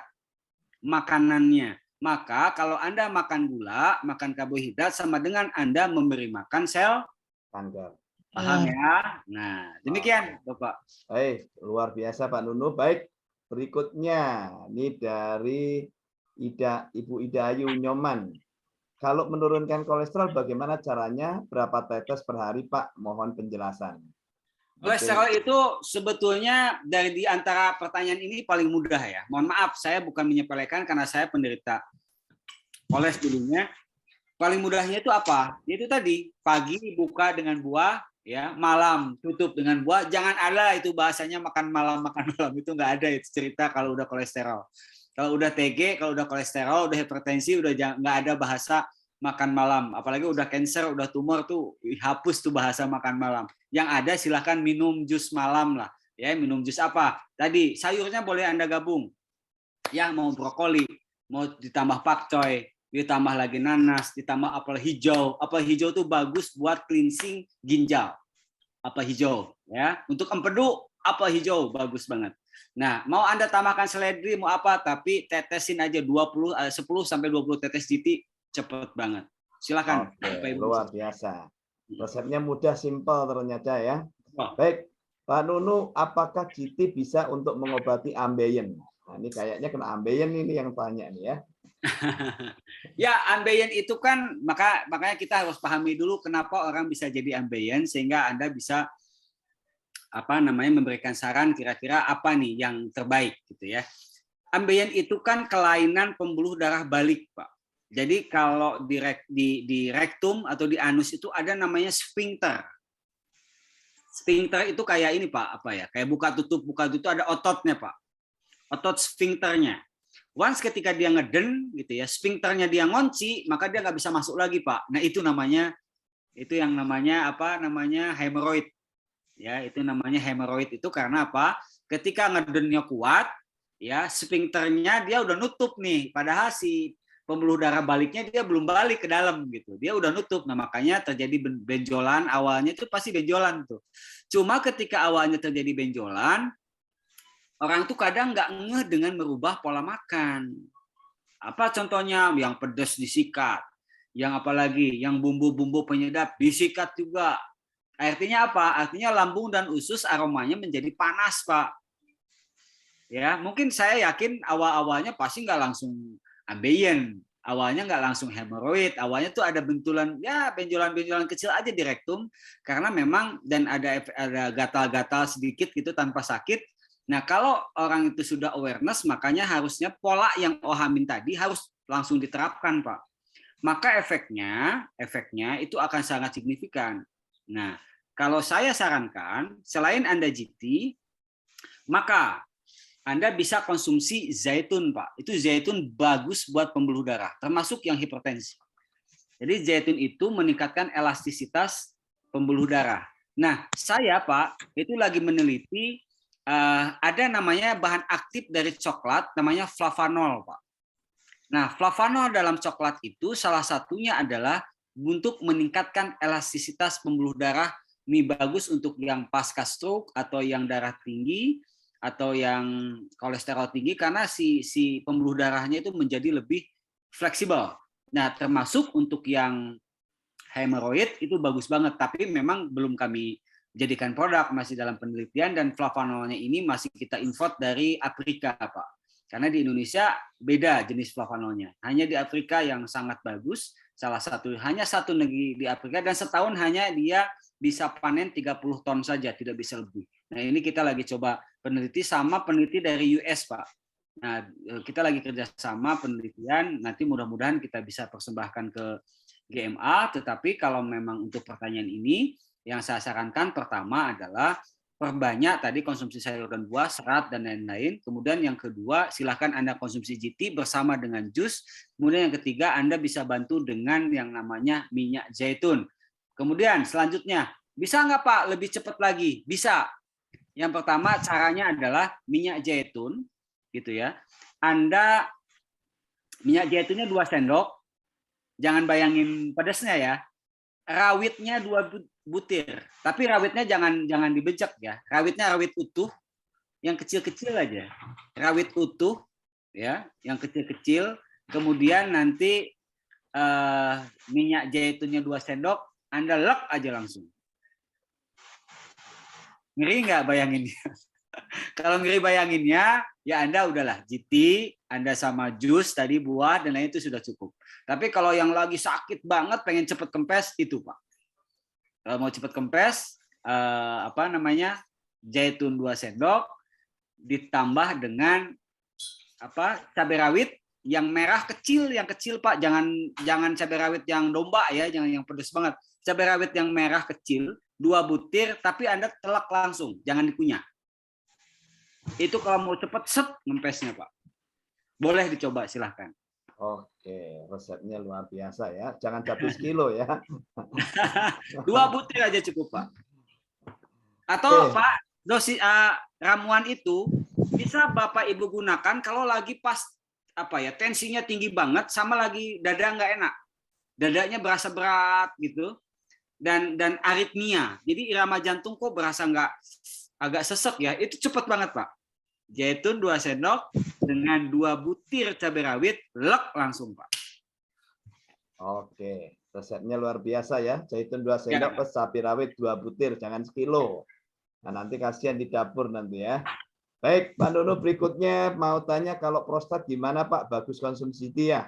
Nah, ini pertanyaan dari prostat. Aduh Pak, mohon maaf kalau kepotong, ini baterai saya tinggal 8. Oke, siap. Ternyata luar biasa Pak. Saya sih masih on, cuma ini alatnya yang nggak on ini.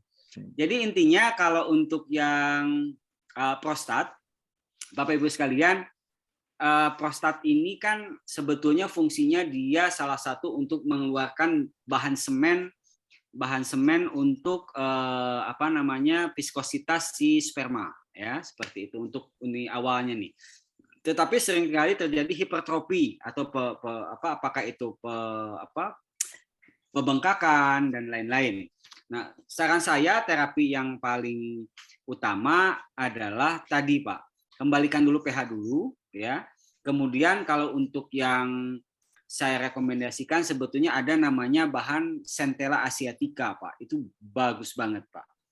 Itu bahan Centella asiatica, tetapi silahkan mungkin nanti saya bisa infokan kira-kira apa nih yang paling cepat ya. Tetapi sebetulnya Pak, kalau pola yang tadi Bapak terapkan plus GT saja, sebetulnya itu bisa.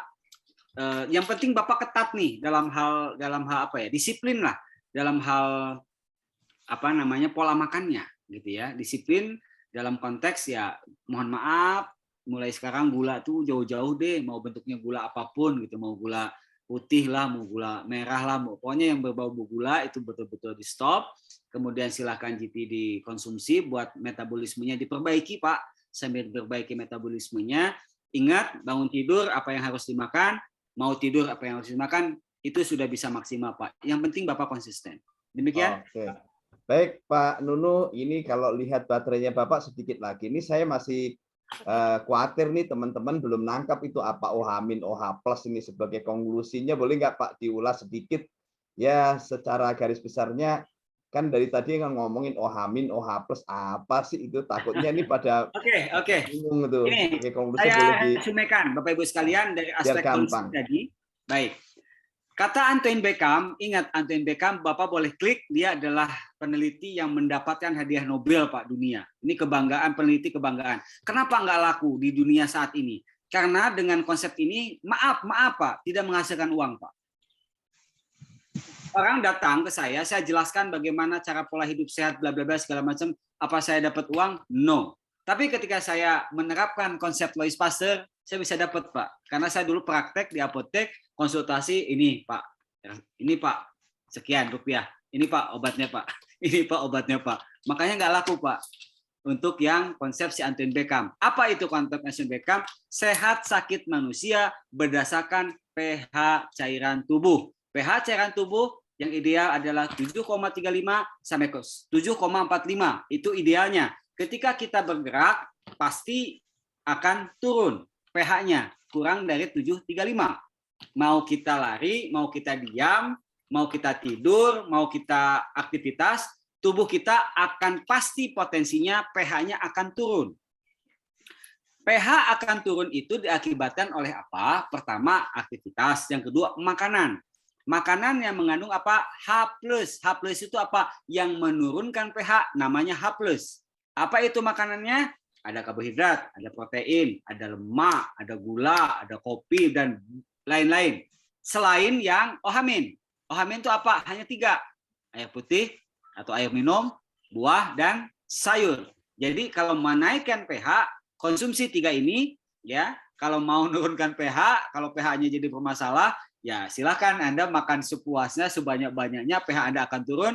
Ingat, kalau pH turun, tanda paling awal adalah seperti gejala orang masuk angin. Lama-lama Anda tidak naikkan, pH-nya terus-terus turun, nanti akan Anda mengalami penyakit metabolik. Apa itu? Mau diabetes, mau apa lagi? Kolesterol, asam urat, mau prostat, mau hemoroid, terus kalau turun terus Anda nggak naik-naikin, ujungnya apa? Cancer. Karena cancer itu ujung pH yang paling asam bagi suasana tubuh di manusia, tubuh manusia. Demikian Pak, mudah-mudahan jelas. Mohon maaf, pasti saya ada salahnya. Saya harus akhiri, mohon maaf. Nanti next kita bisa sambung lagi. Terima kasih atas perhatiannya. Assalamualaikum warahmatullahi wabarakatuh.